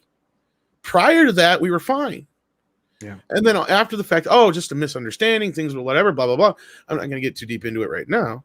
But just shows her paying attention. Something's not right. Something here doesn't smell right. Again, we're getting a similar thing. And the proof is in the pudding when it comes to the video sales afterwards as well, because people don't notice that, like, I pay attention to that shit, right? And the video sales for a movie like Captain Marvel, it was pretty okay. It was okay. It did 67 million on video sales. Not bad for a movie that made 1.1 billion dollars in the box office, right? I'm really surprised it was that high. Well, guess what? Spider-Man Homecoming, which only made like 800 and some million dollars at the box office, didn't even reach that billion. That sold more videos. Mm-hmm. And see, I'm more, and that's another thing. Spider-Man is fucking huge. I don't think Sony's lying about the box office for Spider-Man, but I'm starting to wonder about all the Disney movies that aren't Avenger level. DVD sales and Blu-ray sales or whatever. Let's say it's a month before Christmas and Grandma's walking through the Walmart, right? She's more likely to grab a Spider-Man movie for the kid than some Captain Marvel. Who is this? That's all it boils down to, I think. Spider-Man, man. You're not. New characters suck. Nobody wants to hear it. Well, it's like going to a concert and listening to all the new songs off the new CD. Well, what I'm getting at is when Spider-Man's. Sorry, go ahead, Paulie. I'm trying to ask the same question here. Who's releasing West Side Story? I'm just curious. Is that? I think that's. I can look it up, but Universal. I think I can't remember. Oh, okay. I think MGM did the original one, but I think since it's through Spielberg, it's probably Universal. Well, I'd imagine. So all this, and someone said in there, paid. It's not paid advertising; it's paid messaging, which I love. I thought that's a great post. But look at how much they're paying for this movie to succeed, right? I mean, besides it, what you think of the film, just like, I mean, everyone is. They got every major publication, blah, blah, blah, blah, blah. You see how you take a film, how much you can, how much hype you can really give it. And then we've seen how much you can really hurt a film with your marketing. And now I'm seeing that marketing of In the Heights was more purposeful now more than ever. I'm seeing that. Just because of what I've seen this, today with Black Widow, these people are not dumb, and this is everything's strategic. And so I'm really curious about this whole thing here. Yeah, and I mean that kind of does get back to the whole thing I was going to try and get to too. Is like I don't buy these numbers, and it's not so much that has nothing to do with the movie. The movie, for the most, I didn't hate it. Is it the worst of the Marvel films? Not really, but it's not that great either. But that has nothing to do with it. When I see numbers that I see for Spider-Man, and they're trying to tell me that characters like Captain Marvel and Black Widow and stuff like that are playing at that level, I don't buy it. I don't fucking buy it. I don't care. Spider-Man is the topmost of the popmost. Like, you go back and look at the toy sales for a while, like before the Avengers became huge, Spider-Man was all the fucking rage. Like, everything Spider-Man was number one across the board. Like, in very few places Batman was the only other character that gave Spider-Man a run for his money. And Spider-Man would still outgross all of them. Like, I think at one point Spider-Man brought in like a couple $1 billion a year in revenue just for merchandising, which is insane. Like that's way beyond what the movies do. So again, I reiterate, I don't buy it that Captain Marvel made more money than Spider-Man Homecoming and just as much as Spider-Man Far From Home. And the numbers don't add up. The only thing that tells me is that more people didn't like Spider-Man Far From Home because that movie did not do as well on video. It did well in theaters, but didn't do well on video. So I'll be interested to see how this third film does, but that has nothing to do with this part here. This has to do with they need the box office. We've learned, I've been saying that since last year when everybody's like, oh, the theaters are dead. And even though, like Mike's right, it's going to take a while for shit to recover, the studios have realized they're not going to be able to make the kind of money that they thought they were on streaming. And this fucking headline is pure bullshit. You want to hear a little funny tidbit about Spider-Man? What's up? His first appearance is Amazing Fantasy number 15. Right. Now, comic books, a 9.2 is near mint condition. Anything above that's amazing, right? Yeah. If you were to go out right now and try to buy a 5 for Spider-Man, you're spending at least 25 grand, probably 30. Right. Yeah, like compare that to other characters. I mean, that's insane. Well, Spider-Man's, like I said, he's imagine for a comic you're paying 60 grand, 75 grand. He's arguably the most popular superhero, period. He's top of three. All of them. He's OG, dude. He's top three. Like the numbers like prove that he's like I said, if you go back and check the last X amount of years, like I said, the only one who's ever given him a run for his money until the Avengers got involved was Batman. Batman and Superman. Absolutely. Even Superman didn't come that close. Superman was high, and adjusted for inflation, those movies. The movies part. You're talking about the movies. I'm talking about merchandising, Paulie. Oh no, I'm sorry. Yeah, no, I'm talking about pure merchandise because I want to say at a high point, I could be wrong. I wish Mike was here because he probably know a little better. If somebody knows in the chat, I want to say at one point Spider-Man reached a height of like $7 billion in merchandising. Like, I don't doubt it. I don't doubt it. You're absolutely right. On everything. It was. I mean, as far as logos and everything, he's everywhere. Myself, I your myself underwear, your bed sheets, your toothbrush. Well, just Batman, Superman, Spider-Man, Superman logos everywhere. And then maybe Star Wars logos. And then Avengers overtook the top spot. I think it was last 10 years. 2016, 17, somewhere in there. Yeah, it would have been sometime after the second Avengers movie. But anyway. No, I thought you meant just film. Sorry. No. Yeah, the film-wise, it's tough because you have such a varied amount of films per character. But even film-wise, Spider-Man. But even then, Spidey's high. like 2 or 3, maybe 1, you could say. He might even be pretty close to 1, but just because he doesn't, I don't know how many he has compared to some other ones. Well, there's, and that's if you allow 6 movies now? 6 Spidey movies? And then it depends on if you consider X-Men, all the films are just the Wolverine films. And Spider-Man, like you also have the legacy of and Batman shows. has like how many movies now? Let's just take one superhero by itself. So Solo, Spidey, Batman, and Superman. So Superman's probably 3rd now at this point. I'd say Batman would be your top guy because really? the whole thing with DC box is office wise, Superman Batman, came in. Superman was always the biggest guy, right? But the thing is, they kept adding powers onto Superman, and eventually it became extremely boring because there was no stakes. By the 1960s, they were about to go out of business if it wasn't for the success of their newer version of Batman. And then from there on, Batman has always kept the lights on at DC, and he always will. Yeah, that's like what I'm saying. You got one Batman that could carry a whole fucking company of failures. Well, you have 2 sets of movies that made probably close to what? Well, close to $2 billion overall, I'd be willing to bet. Between the Dark Knight trilogy and the original Batman films. Oh, yeah, gangbusters, dude. Well, the Dark Knight alone was the highest grossing superhero movie until people who don't buy movies have that. I can't remember. It was either Infinity War or Endgame. I can't remember which, but yeah. Anyway, moving along though to the point of the article culture, I want to get your take on this a little bit too, because numbers wise, I've been saying this for a while. The studios still need the theaters, but this whole idea of we can do both the streaming and the theaters at the same time, and it works. How does it work?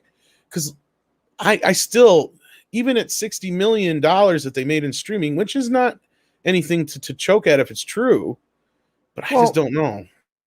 Okay, so let's talk about that from this side of the argument, which the Variety article actually did a good job of breaking down as well. The streaming service allows the the studio, the film company, Disney in this case, to collect a giant portion of the revenue instead of a tiny slice of the revenue, right. percent of the revenue or whatever it is. So it allows them to, get to profitability faster with a film. The problem is this shows a glaring hole in how, I guess, how successful financially these films can be on just a streaming platform, because they obviously can't. I mean, if Black Widow were released only on Disney Plus Premier Access, even with, let's say, roughly 70 million Americans having Disney Plus, let's give that, I'm being very generous, but let's say that, you only got 2 million people to pick up this film. Yeah. And so you get $60 million, but the thing cost you $200 million. And I have at some point I will gather enough information to know what the, promotional and advertisement budget for this was. And then we can talk real numbers, because I think this is going to be, I think the promotion budget may have made that hit the 3 times number. I don't know. See, you bring up a great point, because did they spend money promoting this thing and they made less money on it than they used promoting it? Well, and we often talk about, especially with this film, we were talking about it specifically in regards to MGM's Bond film. They were losing, reportedly, and they were the ones reporting it, $1 million a month. Yep. Well, that film wasn't in theaters. Just for interest on the loan. Just for interest? I was going to ask you that about Black Widow. When was it filmed, and how long has it been on the shelf? It's been pushed back 3 times. It was supposed to be out May of 2020. May of last year, a year ago. No, earlier. I remember like March, and then they pushed it to May. Possible. I was under the impression it was a 2-year-old movie. Well, at least filmed 2 years ago. Yeah, the filmed aspect, yes. Because people got to remember, it takes a year, sometimes a little more, to put some of these movies together with all the special effects, the editing, all that bullshit. And then if there's reshoots, and then last year really put a damper on a lot of things. That's why Wonder Woman never even got to do their scheduled reshoots. That's why they just put the movie out as one. Fuck it. But like,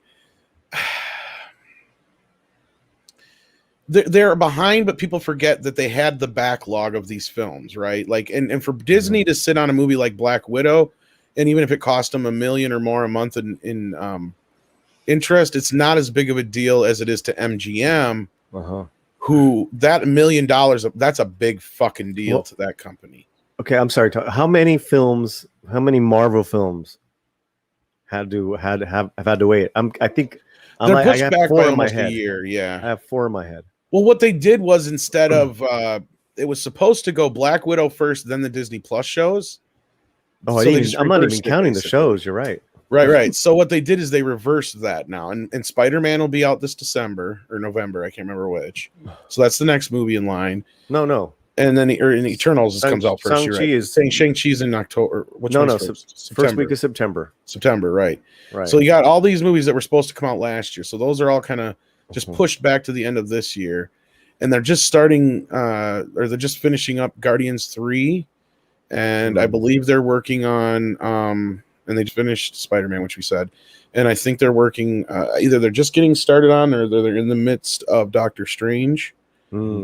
So, like, I mean, they're getting there. Like, things will be back on schedule now, pretty much from here on out. Like, let's be real. This movie, fuck this movie as far as this is concerned. Fast and the Furious proved to me that the theaters are back, baby. Like, you can't stop them, and people will go see something they want to fucking see. I think this whole idea of are their numbers real? Whose numbers are real? I think so. Because Fast and Furious is not on any streaming service. Oh, really? Right. And those movies always play well overseas. Yeah. And that was their strategy of releasing it first overseas in the markets that normally try to acquire pirate copies. I think that was pretty brilliant on their part. Well, I think they got the formula down with the last few films. Yeah. I think that was. Oh, the one where they went in space with Machete? Yes. Aliens can do stuff now. Vin Diesel. It's about family. And it was May 1 of the original movie so much. Did you get a chance to see that video on Trejo with the Santa Claus outfit, Tom? No, I didn't get to actually see the video. I saw you made a deal about it, but I didn't actually get to check it out. Yeah, that's pretty funny, man. Anyways, but yeah, no, like, oh jeez. But yeah, bringing it back to what to what Mike was talking about before, Mexican Iron Man with the whole Andre's back deadline story. I think that that's probably accurate to a point, but I think the last few weeks and months have proved to this to at least a degree that I was right, that the theaters are not dead. They're not going anywhere. And if anything, the studios just fucked up by showing their hand, and now they put themselves in a weak position where they had all the power before. And it clearly, the road ahead is that this day and date streaming shit is not going to fucking work. This headline is pure fucking bullshit. I don't see it working for big movies anyway. Maybe for smaller films, but I just don't. They cannibalize themselves because going back to video. Of all those people who just bought it on Disney Plus, who's going to now go out and buy the video? You don't want to. Well, here's watching it on Disney Plus. You own it for as long as you have your Disney Plus account, and then exactly my point. Own it anymore? Yeah. So Andre, welcome back, sir. Yeah, well, thank you. Thanks for covering for me. Yeah, I did a horrible job. You did a great job, and to that end, Black Widow was originally supposed to release May 1 of 2020. Yes, that's the point that I've been making. Like that is that's actually something that was made before these Disney Plus series. We were supposed to get Black Widow before any of the Disney Plus things.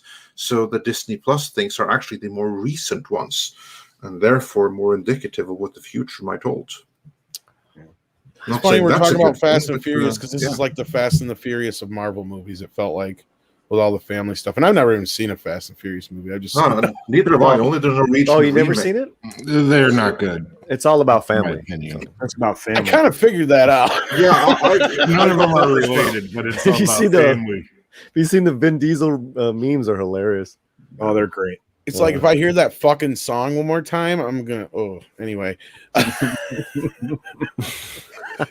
But so Fast and Furious is the biggest movie of the year so far. I think, yeah. Right. So I don't know where the hell Disney is getting this whole number one movie of the year. No. That is a pure and utter bullshit garbage. I don't know what the fuck they're talking about there. Yeah, it's very strange. Then Rolling Stone came out with it's like an ad article right now. I just saw. Really? Yeah. Sorry, go ahead. But don't you think, Paulie, don't you think that feeds into this idea that these ads or these articles we're seeing are promotion? They're bought and paid for promotion, right? Well, or okay. So if that's the case, right? Then again, because I was just talking to Bud Boy Matt, who helps me produce the show, he was like throwing stuff at me as far as that he really believes that there's a conspiracy there that that Disney West Side Story was doing those things as far as those articles against In the Heights. I totally believe it now. It makes a lot of sense, doesn't it? It makes a lot of sense because all those articles, everything was just so freaking weird. But they're orchestrated, and you know that those kind of articles, they can be bought. Sometimes articles are bought to promote a movie. That's often the case, but sometimes it's like black marketing, where you promote your own movie by trashing the competition. And who is going to do that kind of thing? Or it's going to be the big ones, the ones who can pay more than the rival studios. So it's typically going to be your Disney and your Universals that are going to be the ones to kind of like orchestrate something to end a competing movie. Or Spielberg, or like basically the big and the powerful. Nothing changes. They did the same thing to Nathan's hot dogs back in the day. They were too popular, so they were like, "Oh, they're using rat." God knows what else. Yeah. There's nothing new under. De Niro, Jesse. He hates rats. I like Demolition Man. He's like, you see a cow around here? Oh shit! Such an Let's get, underrated movie.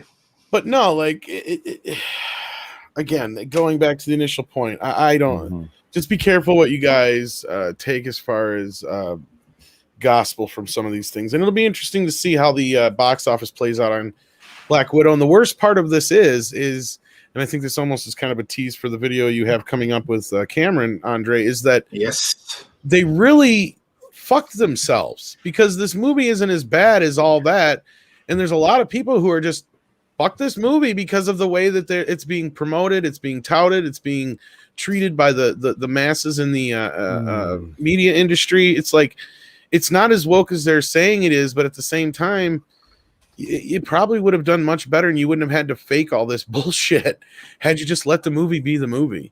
I think is I don't know if I'm explaining that well, Andre, but yeah. Yeah, no, you're completely right. Because here's like the thing: it's their marketing. It's Disney's and Marvel's own fault because of the marketing that they put out there. They were the one that sold the movie as being woker than woke, no doubt, to appeal to the Twitterati and everything. And the next thing they put out, like, it's all going to be like that. But Black Widow, not so much.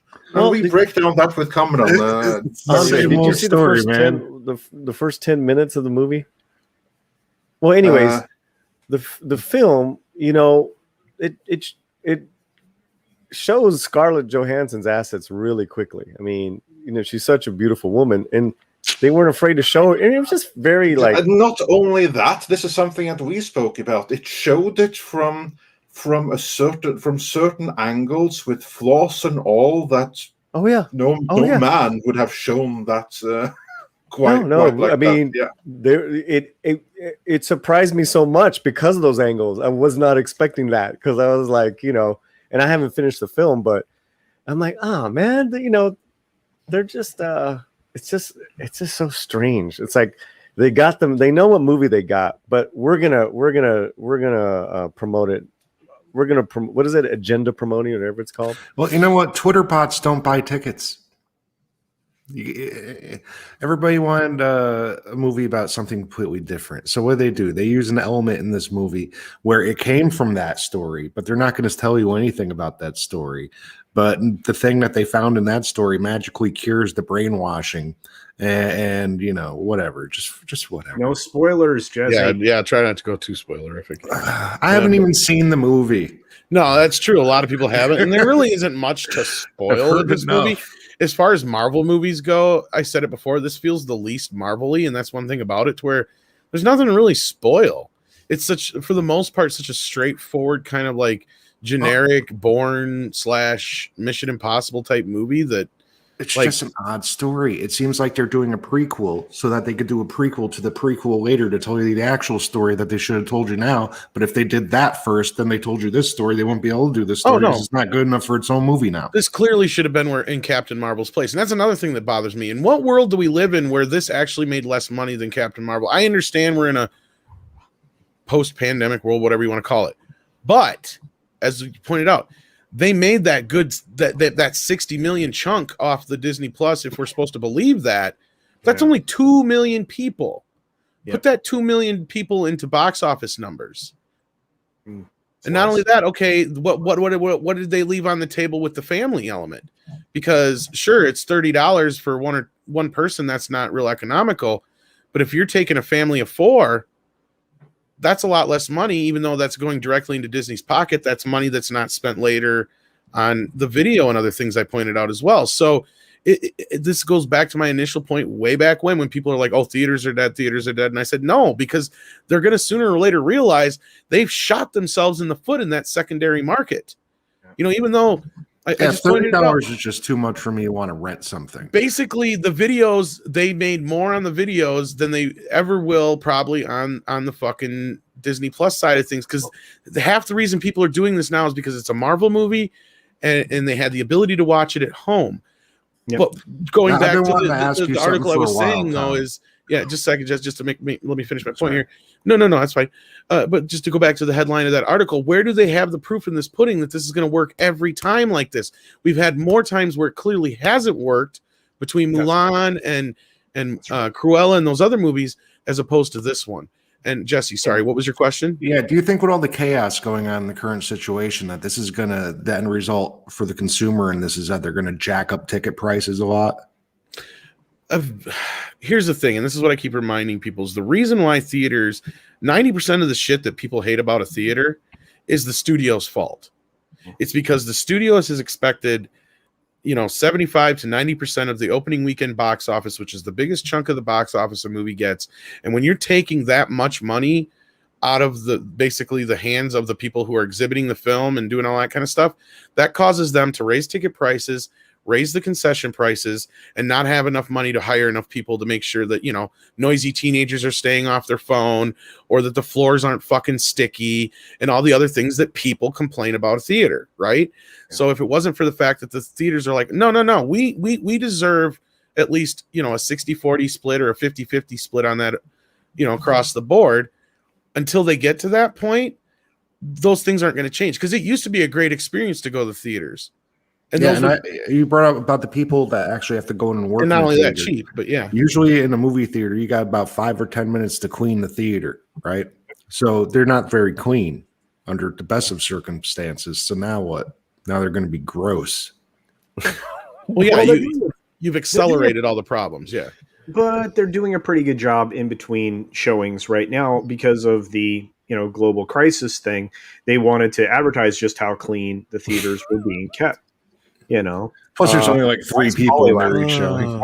Yeah, I just saw that. Going full communism when if the studios don't have a place to put these things other than their streaming services. They only made $60 million off the movie. Let's take off what the box office made. They made $60 million on this movie. Is anybody else going to buy this fucking movie from here on out? No. That's all. You're not. I guarantee you, the numbers for Disney Plus are going to fall off like a fucking like right off the cliff. Nobody else is going to buy the movie. If they're going to buy it, they bought it this weekend. That's it. No, they're gonna fall like Black Widow did exactly. in Endgame. Exactly. Tom, you goddamn hippie. Hippie. They're not people. They're hippies. Don't worry. If Tom was people, they're hippies. Sorry, Jesse, you were saying. I said, don't worry. If Tom was a communist, I'd get him. Yeah, Jesse wouldn't put up with that shit. Nah. No way. But no, like that's what I'm saying. They're shooting themselves in their foot in the secondary market, and there's no way they can sustain themselves this way. Even if they're getting that full $60 million in their pocket, that's it. That's what this movie was going to make. And then there's people like me, Tom, who are like, so what if you say I bought it digitally? I don't buy things digitally because I've got screwed on that before when my account changed, and then now I don't have anything I purchased. Unless it's in my hot little hand, I ain't giving you money for it. So that's taking a whole chunk of the population that could purchase something out of it. None of this makes sense. Yeah, well, and studios will wise up when it comes to physical media too. I think they're going to realize that their secondary market that Tom and I are always talking about is a key element in profitability for a lot of this stuff. It's dirt cheap to print 100,000 copies of a Blu-ray and put it in a plastic box with a piece of paper in it that describes the film. Tom, you don't love family? Oh, I hate families. But you know what? With let's say a Blu-ray, right? Now take the Goonies. Mm-hmm. You could have 50 different re-releases of the Goonies. It's always going to sell. But now you take a movie from nowadays, in 20 years, is anybody going to give a shit? No. Well, they're not going to be able to put a fancier, prettier cover on it that's a little more nostalgic and just sell this movie on that. It's just not going to happen. Oh, they're still going to be selling Goonies, though. There's never going to be a boom again like there was with the DVD boom. And Andre knows what I'm talking about because we talked a lot about this with Bill Hunt back in the day and stuff like that, to where even streaming is never going to reach those levels. It was a perfect storm, and if it was going to happen, it was going to happen during this whole thing, and it didn't. Mm-hmm. People didn't turn to streaming any more than they really did before. In fact, cable went up, and so did physical media. So it just goes to show a lot of people are just not ready to go over to streaming only yet. It is a big business, and it will be big someday, but I'm still looking at 5-10 year window at least. I don't know what you think, Andre, on that, but No, absolutely. I think that there's something else going on. It's not a matter of what do the consumers want, because in terms of what consumers want and are willing to pay for, they would have been better with sticking with the physical media. And I think the studios are very well aware of this. So it's another game. Yeah, fine. They earn less, but they gain more control, because now with streaming, that, at least on paper, enables them to have full control over what movies of which movies you get to see, and where and when you get to see them, since you're basically renting. And they can take it away at any point in time, putting all the power back in the hands of the studio, which is the way that they want it. But in terms of like sheer profitability, they would have been far better off sticking with physical media. And yeah, it was like one moment in time where everything really worked out together that gave us the DVD boom, which we also saw the remnants of in the early days of Blu-ray, but not so much anymore. no. 4K is about it. That's probably the end of the line, folks, on that. Yeah, another thing back then was what was that? Ultraviolet. I mean, Oh, that was a whole. if we're really culture, if we're really talking about like, you know, paying for these articles, you know, like to promote an agenda, right? Mhm.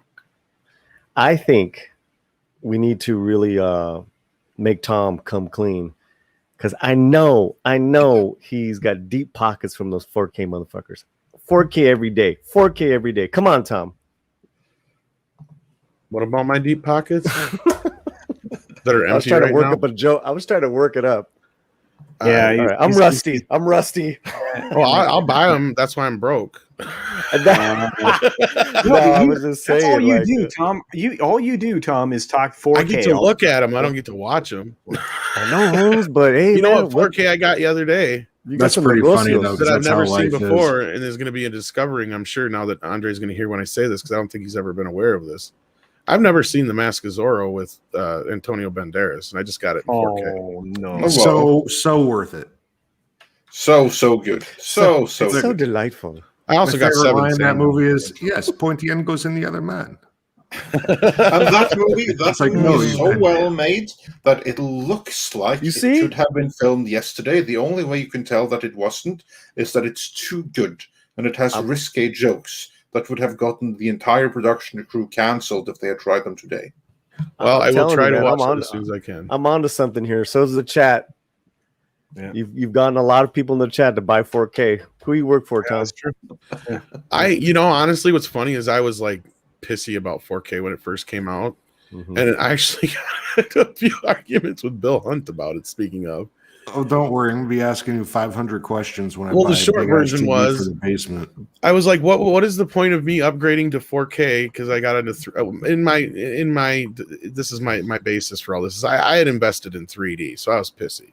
Mhm. Like I just spent all this money on 3D shit, and they're already stopped making a lot of 3D movies and stuff. And I'm like, well, fuck this noise.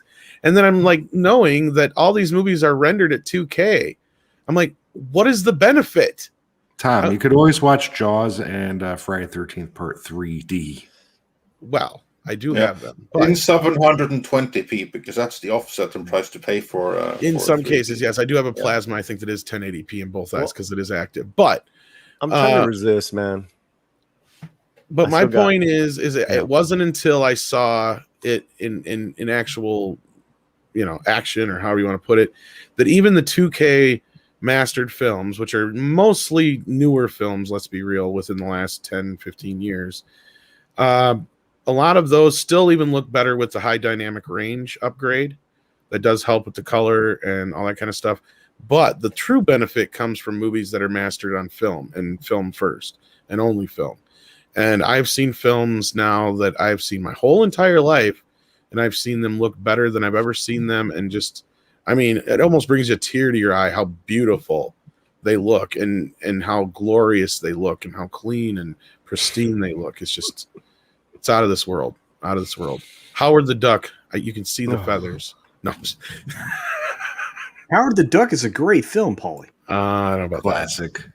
No, but Jaws is amazing. Lawrence of Arabia, for instance, is amazing in 4K. This is not the forum. 2001. Yeah, you really are working for 4K Industries. I don't know how I could be. I'm not making any money. I think would really benefit from all the 4K and all that is old horror movies, because it'll just put you more like you feel like you're in it. Nice dark. All I have are the DVDs, and Tom keeps saying like, you gotta get the 4K. You know, this get is Blu-ray. funny. And I'm going to get off this because we got to get onto the super chats. Yeah. Lindsay exactly. brings up Duck Tits in 4K. I watched that beginning scene.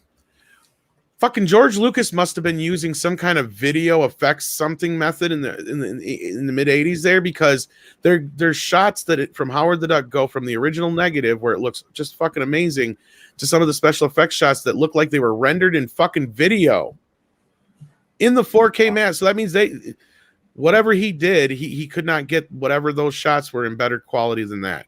So he must have done some early fucking test footage in either some CGI business or using computers in some way that rendered it out in like video quality, because you jump from really good quality shit to some of the worst quality shit in that Blu-ray. That is one of the most wonky 4K Blu-rays I've ever seen to date. It's Howard the Duck. Yeah, it almost looks like video toaster shit. Yes. You would think they would have just went back in and the duck tit scene is one of them for some reason. Don't ask me why. I'll get to the bottom of it someday. But off that diatribe, Andre, get us back to the super chat. Yes, let us get back to the super chat. First, we have to welcome Mr. 19 as a new member. Welcome. All right. And with that, let's see if there's any super chats we can bring up on screen first, because then we'll do that for a change. Brett Cohen says for $5 Australian, maybe I missed it earlier regarding Mulan's fiasco of pay, but it's free later. How's this come into the equation, as don't know anyone paying $35 just in case? Well, yeah, culture. What's your thoughts on that? How is like this Disney premium where you have to like pay $30 at least if you're in the US? Is it such an awesome model? Evidently, it must be, since they keep on doing it. Or, yeah, what do you think? It underperforms. Again, I mean, and Tom and I made the point a few moments ago, and Tom, kept going over it. It's that, the film makes a more profit on Disney Plus if it gets to an audience of 2 million people, than maybe it did in the theaters with all the promotion and everything else tied into that. For the theaters, I mean, revenue, I'm not even talking about profit, but it actually makes profit that way. But at the same time, Brett's not wrong. They are releasing it 3 or 4 months after the film has run in theaters for free then on Disney Plus. So why didn't you just wait, the 3 months to 4 months? I mean, the spoilers were already out there. If you paid attention, you already knew the film beginning to end, and I mean, you would have heard them regardless either way if somebody saw it and blew it up for you. But yeah, I don't know. It doesn't make sense to me either, Brett. But hey, this is the way Disney chose to do it. And it's one of the ways that they've deviated from, a very effective model that we were just talking about. The primary market, theaters, secondary market, video sales, physical media. Third market is the release on the movie channels and the pay cable places, and then the fourth market would be their own stuff and television. Right, the television market. So you're messing up your media, your financial streams, your profitability on your films is got to be right up front. And I don't see how that does that now. I just don't. Yeah. And then let's see, moving on with this more super chats we can bring up on screen here. There are no more that we can get on screen. People loving the 4K in the chat. So yeah, Tom definitely should getting paid, since so I can certify that he isn't. But you need to change that. And with that, let's see where we were behind. And so it begins. Here we go. This was just sent to me by Paulie. Okay. Yeah. More of the propaganda bullshit. Yep. Well, enjoy that $60 million because that's all you're gonna fucking make off it. Well, if you know what, control scroll wheel that so the audience can see it to make it bigger. Real quick, how much did this cost to make again? Anybody know I believe that the offhand? budget was $200 million. Eesh. And a big chunk of that was salary straight to Scarlett Johansson, who's really complaining about women being underappreciated and underpaid and everything like that. So She's laughing all the way to the bank. She basically got paid what they made on Disney Plus. Pretty much. Yeah. Look at the sub headline under the main headline. The conglomerate says the superhero pick made more than $60 million on Disney Plus Premier Access during its opening weekend, a sizable 27% of its global 218 million hybrid streaming box office debut. The hybrid part, another thing. Yeah. So what'd they pay her? About 20? Oh, fuck no. She got paid like 3 times or twice that. Yeah, least closer to more. 60. Wait, 140. Closer to 60. She got paid $40 million? No, more. Much more. Is she married? Because I'm single. She's married I got a shot, but whatever. Hey, man. She's married to a Russian oligarch. So between them, they have like half the money in the world. So yeah. Yeah, so she's complaining about oppressing women, and she's married to a Russian oligarch. Yeah, so that's basically like bringing home money from a fucking weekend job. Yeah, exactly. In a normal marriage. It's like she's working down at the grocery, down at the Kroger's. Yeah, literally. The 60 million she got, that's like that to her. It's like it's like someone sending like a 99-cent super chat. That's kind of like what that for Marvel is to her. So, I always like the analogy when Eddie Murphy talked about how, like, you got $70 million. What are you doing? You fuck your husband. That's your job. You ain't got a job on the weekends. You'd be like, here, honey, here's $10. I made that this weekend. You add that. Now we have $7,000,010. It's like, you ain't doing shit. That's basically what that 60 million is. Yeah, they could spend that. They could spend that whole thing on something completely superfluous and just burn it in a day. So are we gonna get a rude, or is Disney and them gonna get a rude awakening culture next week? I don't know if it's rude. I think they expect it. I mean, yeah, look, I think so too. If they're looking at the same data we are, Paulie, and the trending data and the history, they're looking at the same numbers, which is one of the reasons they're shooting for as much hypnosis as they can get with this film. They're trying to make it seem like they're trying to create FOMO, right? Fear of missing out.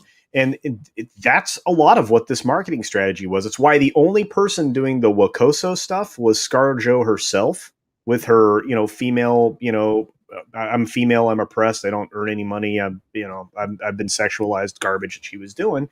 And everything else about this film was, more action oriented, and people trying to tell you, oh, this is a Jason Bourne film that morphs into a Bond film that's more spy action, and that kind of stuff.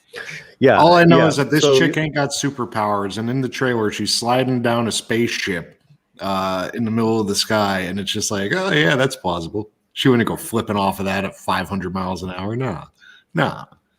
So they're expecting it to. They know it. They know it. They have a turd. Actually, Culture sent us a breakdown of what her actual salary is for this film. She got $25 million up front, and she looks at a $6 million bonus if it makes $900 million worldwide. And they're going to make sure she gets this because it has to outperform Wonder Woman. I guarantee it, and that's what it's basically based around. It sounds like here. So yeah, thank you for this, Culture. I knew because she got how much was it she got for the last Avengers movie? Because besides 15, she was the second highest paid actor in there, wasn't she? Yeah, like 15 or 16. I think. So impressed. She earns more than most of her male MCU co-stars. I think it was even more than that. I think really, I could be wrong, but I thought it was a little because didn't RDJ get like 20 up front, and then he had some Bafo deal with the back end, and they said he made. God, I can't remember how much it was off at all. Look, all I know is that if she's oppressed and sexualized, can somebody start oppressing and sexualizing me? Please. Yeah, to the tune of $20 million. That'd be shit. nice. 25. Well, she may be an 25 plus exception, a deal though. on the Yeah. back end. You'll do it for But 5. gentlemen, we have a few more super chats to run Yes, through, yes. so I'm going Please to do do. that. Yeah, Kit Kat pays 10 pounds to advertise that tonight there will be an Exozone with Gary and Doomcock on Overlord DVD at about 7 p.m. Central.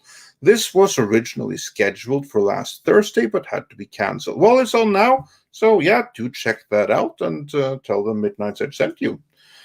Or rather, tell them Kit Kat sent you. Kit Kat and Midnight's Edge. So Kit Kat first. We have to make sure that credit is given where credit is due. And then it's back to the... actually, also on that note, we also have our own member stream tomorrow, July 9th, at 13th of July at 9 p.m. She even did that in East your Coast wonky fucking way, and you still read it wrong. That's not my wonky. My way is 2,100 hours. That's my way. No. But every other place but the U.S. always does like the date ahead of the month. Yeah, I know. That's a normal thing. That's Tom, why I just. That's not normal. Tom, your first everywhere language else. is English. You still Sounds get like you're those wrong. narrating when you say the 13th of July. Give I'm Andre a break. I'm an ignorant fool. Just let me have fun. Okay, all right. Ignorance is bliss with me. All right. Moving on. Unless I have to moving think. on. Or rather, moving back to the classic super chats. Kit Kat also sent us a Rose super sticker. So Nice. thank you so much for that. And this says for $5. Will Disney kill Marvel Studios just like they did Hollywood Studios? Not for a long time yet. I mean, this is still their golden goose, which is something that Hollywood Studios never ever was. So yeah, but with some very strategic ideopolitical management, Marvel doesn't necessarily have to be the golden goose they once was. Trenchman says for $1.99. Well, at least Evangelion 4.0 comes out next month. So yeah, then I guess everyone has something to look forward to there. I'm not even an anime guy, and that looks interesting. Well, there you have it. And Ulrik Koll says for 20 Danish krona. Danish cinema not showing Black Widow due to it being on Disney+. Yeah, you have that with some local cinemas in Norway too, where they basically say, well, you know what, since this is optional to see at home, why should we waste any screens on this in the first place? So they're trying to like pressure Disney to like giving up this Disney Plus release strategy. So we'll see how that Which works. I'm actually surprised that the theaters haven't stuck to their guns on that one too. But I think I think they're playing the long game here. I think they realize that. Well, they Hard are to the stick to your Nordic. guns when your hands are tied behind your back. Some at least. But here's my problem with that, Tom, and I think that half the theater groups got together because they do have a representing body, right? Right. If they really wanted to, they could actually force the studios back into a more favorable release window. I know, and that's what I'm saying. I think they're just biding their time. Yeah.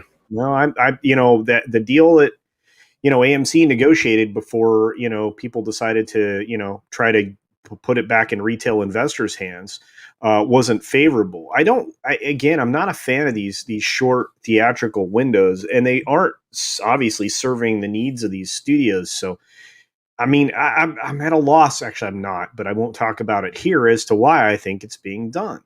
And it's just it's infuriating to me that they are taking money off the table and they are not representing the interests of their shareholders, and that's just purely offensive to me. But that is what it is. Yep. And then we have Brightest Day, who says for $1.99, Duck Fisney. So yeah, nice pun right there. Make a sentence. And House Atreides says for $5 Canadian. I've seen Black Widow twice now. First in the theater, 3/4 full. Again on Disney Plus. Brothers Place. On Saturday, the theater parking lot was packed. So yeah, evidently some people are going to see it. And Drive-By Commenter says for $5, Spidey, Batman, Wolverine. These protagonists have wit-driven, grounded experiences. They're relatable because they're human and inventive, not celestial. Granwasu42 says for €5, we need Clownfish TV here. They know all about how Disney is manipulating the wanted narratives. And yeah, maybe we'll have them on one day.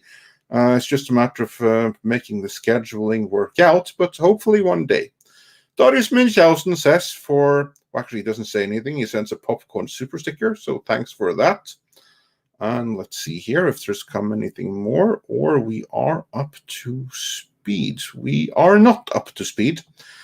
We have also gotten STR Red Wolf, who says for $5, everyone is wrong. ISO format. 4-digit year, dash 2-digit month, dash 2-digit day. Sorts properly every time. It's standard. Use it. Yes, actually, that's how I sort my computer files. Any computer file that needs to be sorted by date, you want to sort it in ISO format, meaning year, month, day. That's how you get it in order when you have a ton of files in one folder. So yeah, use ISO. Melvin Belliard says for $5, I'm a bit slow when it comes to Hollywood relationships, but I thought Scarlett was going out with the white guy from SNL who does their weekend update. And I'm pretty sure she married that Russian dude. But, yeah, I'm pretty sure that guy from Weekend Update ain't years hitting ago. that. Yeah, I would say that was a few years ago. I think they broke up. She actually dated that guy? Maybe I do have a chance. No, she's not after the oligarch, man. I believe she might die. Oligarchs are usually old guys. She married. I'm pretty sure she married Colin Yost. In fact, she's pregnant. That was a story 5 days ago. Then who the hell are you thinking of, Andre? Well, I don't remember. I thought she was with some Russian oligarch or something. That's one way to lock it down. Yeah, I think she had been a while ago, and there are a lot of actresses that I don't pay attention. Oh, she used to be Roman Duriak. Yeah, maybe something. That's her ex-husband. Oh, okay. Well, now she's with Colin Yost, so it's the other way around. So she's with the guy now from say.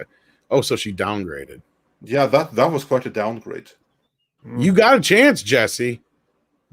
Yeah, Kaylee Scarlett Joe. I just got to wait a couple of years for her to become a has-been. Scarlett Joe. Give Jesse a chance. Give Jesse we'll get a into chance. that more on Mead. Yeah, Donnie has the dates in the chat. That's right. Yep. And here Kaylee Cuoco married a billionaire. One of the Intuit. Yeah, Kaylee, whatever her name is, the blonde chick. Yeah, the big Bang Theory chick. Oh, yeah, she married a billionaire, the Intuit guy, right? Cuculio. Yeah. Nah, 32 flavors of Nick Weiser. Jesse won't wait for the divorce. He'll just wait for, like you said, 32 for her to be pissed. Get in the chopper. Just gotta be pissed once. Tune into Mead for more on this. Yes, you guys are giving instructions. You guys are off the chain on Mead. Oh, he started a trend on. I'm not even going to get into it. Andre, I think we had a couple more super chats like this one from Kit Kat. Yes, said major shareholders involved, such as pension plans, don't seem to care about their fiduciary duty to individual pensioner. I can't talk. Pensioners. Pensioners. That in either way seems quite accurate. Yeah. Yeah, and we brought that up before, and that's why they don't really get so involved on the ground level shit. As far as like, why aren't people saying something? It's like they kind of trust these businesses to be able to kind of correct themselves if they do something wrong. But I don't know if that's the case with this current situation we're in. But anyhow, what did you send here in the private chat here, Culture, and then we're gonna round it out here. Which time? Which one? This last bit here about for marketing purposes, that whole deal. Oh, yeah. So from the article we were looking at just a few moments ago in regards to Black Widow, This is a quote from this article. It says, "For marketing purposes, it's great to show people the movie made over 200 million for the weekend. It's a psychological number," says Wall Street analyst Eric Handler of MKM Partners. There you go. So they're like I said, this film has to succeed, or at least appear to succeed. Exactly. So, yeah. Yeah, it's all about appearances and maintaining the image upon which the entirety of the share value is based. Maybe they should have done the movie the fans wanted, then they would have made some money. Don't listen to the fans; they're only buying the stuff. I don't know. The movie The Fan? No. That's a whole nother ball of wax. There's De Niro. There's two of them. No. There's one with Dennis Christopher from like 1980. I prefer The Last Boy Scout. I like The Fan. I like the De Niro one. Yeah. Was that really cared for that much? De Niro and Snipes, right? Yeah, but anyway. Anyhow, caught up, right? Yes, I believe we are fully caught up, and I'll do one more double check, but I think we are 100% caught up here. Yeah. So I'm glad 32 reminded me in the chat. Okay, so with this trend, right? How is Disney gonna buy a successful weekend for Shang-Chi and Eternals? How is that gonna happen? Is it gonna happen? That's the question. Depends on how much it's worth to them and what. Yeah, Shang-Chi seems like a better movie to me, though. It's like the Eternals looks like a stinker. But you again. I mean, in this, I'm going to keep going back to this until I see that it's cleared Chinese censorship, because that film was, created with that in mind. It was changed. It was changed with that in mind. It can't possibly hope to perform the way that they wanted. None of you don't think they'll go like hardcore wokoso. I think culture's got a point. I think since they didn't, I think Shang-Chi, since it didn't pass and get into China like they're hoping, or at least it probably won't. I think at this point, I don't know if it's been a done deal yet, but I don't think they're going to worry about that one. I think that's going to be one of the lower grossing ones. Eternals, it all depends on what it's worth to them stateside to push A, the diversity card, B, the LGBTQ card, that kind of a thing. That film's not going to play well in many international markets. No. No amount of censorship. It's going to be a battle for the lowest high. I bet you. Okay, let's take out like the earlier Marvel movies out of the equation before they became a big thing.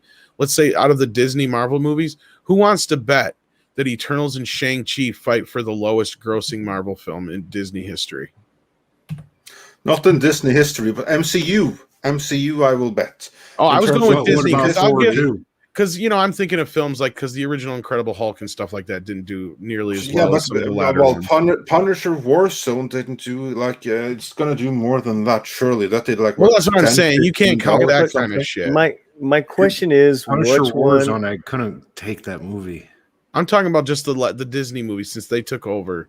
So basically, from Avengers. I know, but my question before that, Tom, was, what movie is the Marvel going to go all in on? Did you answer? Neither one of those two. Out of the two. No. Neither. And if they're going to go more in, it's going to be Eternals. Spider-Man.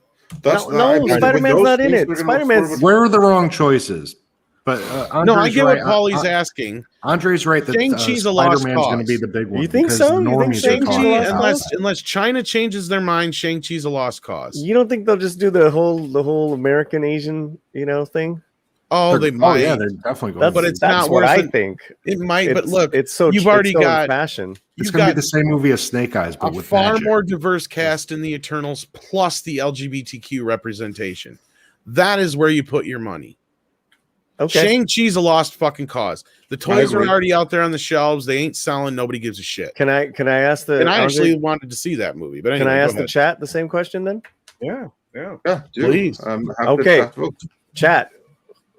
Marvel will put their marketing agenda money more behind Shang-Chi or the Eternals.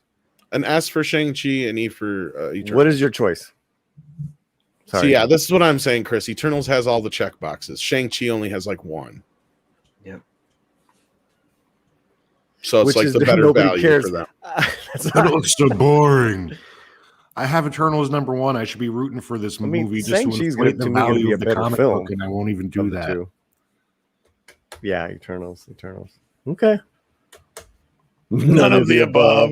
A couple If of I were those. them, if I were them, I would save every nickel for those promotional campaigns and push it towards the Doctor Strange sequel. You know? That's good thinking. And They don't and- have to and- for that one. They got Spider-Man to sell the fuck out of that one. Yeah, but Well, that's the thing. Like Andre brought up the new Spider-Man movie. At work, the normies are talking about Mhm. the Spider-Man movie already. Exactly. They're all excited It's about it. That Spider-Man, Tobey yeah. Maguire might be in it. You see, we know what? Before we round off, this is what I think they're going to do. I think that they're going to try to salvage Black Widow because that's a traditional Marvel thing. If Shang-Chi and the Eternals fail, they can absorb that black eye. Right. It's fine because it's a new, untested thing. They can always excuse, oh, we tried, but the market wasn't ready for it.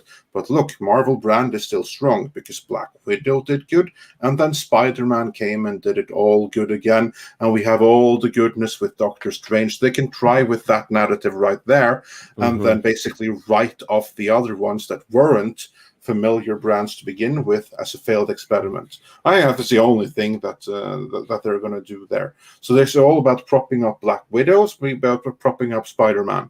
The others they can sacrifice, I think. But culture, do you disagree?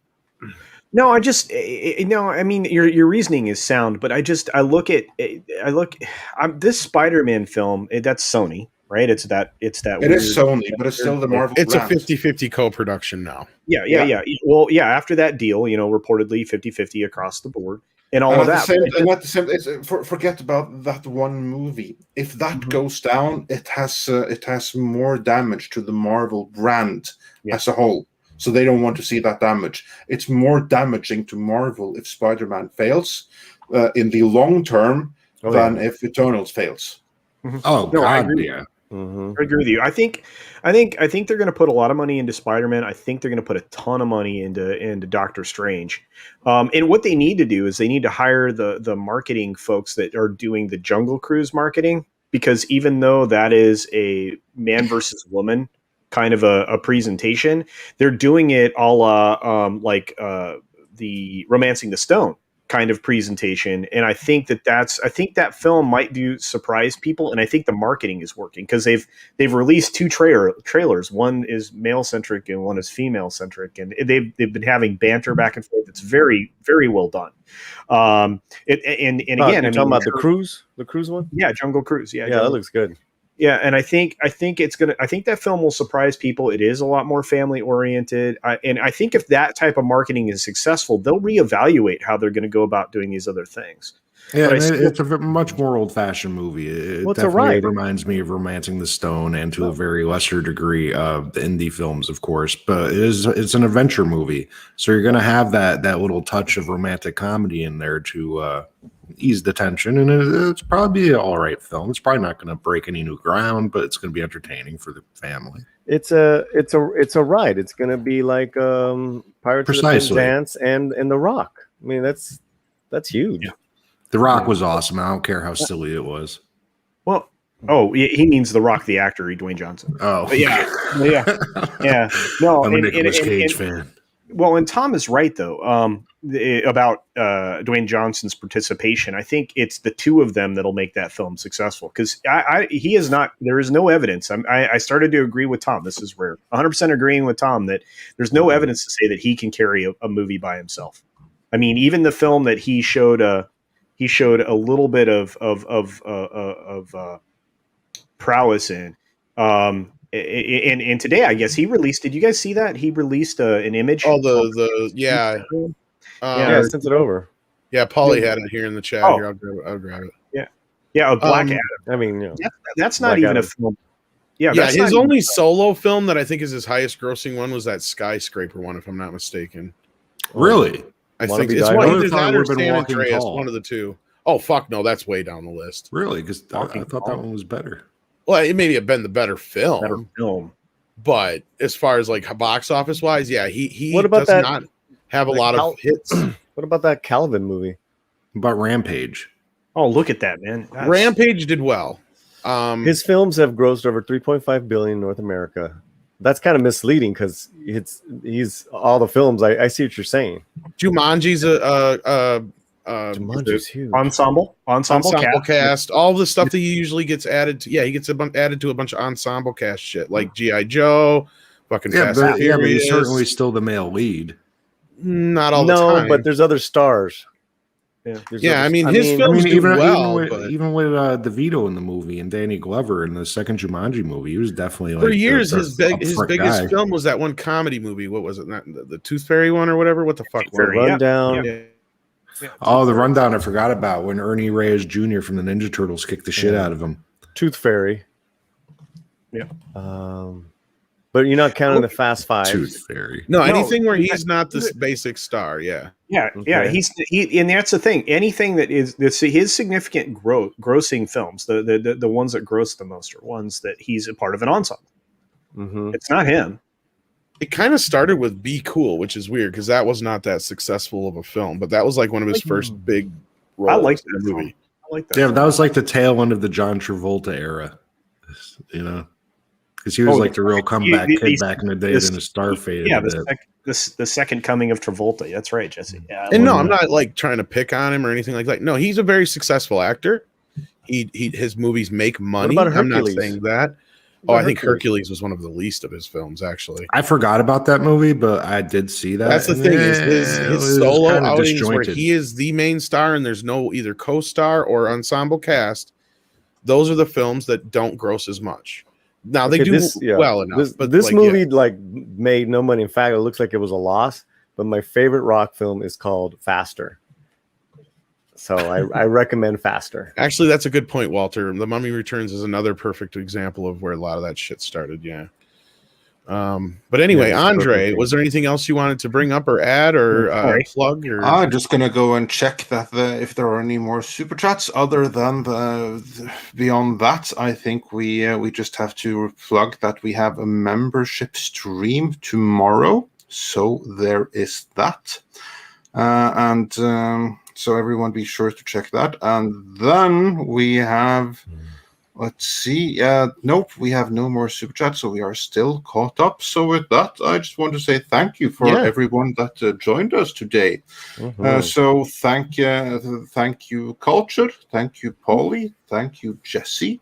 And also, especially thank you to Mike, if you're still out there listening, for coming here and sharing your amazing story of the shady accounting practices that you will find in Hollywood. And, glad that he's right now safe and sound, most particularly in South Carolina. So yeah, and witness relocation.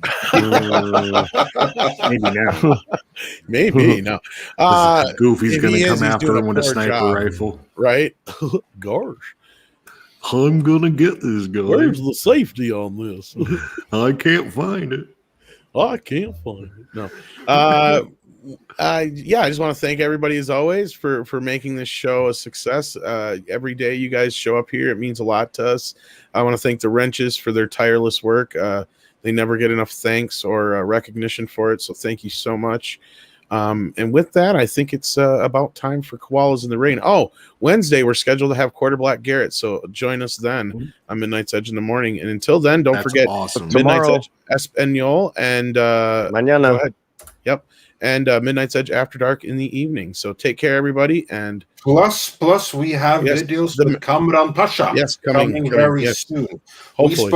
We spoke both the Black Widow movie and the future of Marvel with their new direction with him. So look forward to that. That should be coming now before long. All right. And with that, it's and time. Toxic Femininity. Oh yeah, don't forget about Toxic Fem tonight, of course. Yes, and they'll definitely be talking some Black Widow business. Oh, definitely. Yes. CC. How's my Spanish getting there, Polly? That's like 5 phrases I've used, words. Perfecto. Muy bueno. You lie so perfecto. And with that, koalas in the rain. Koalas in the rain. Koalas in the rain. No fucks given. Koalas. the rain.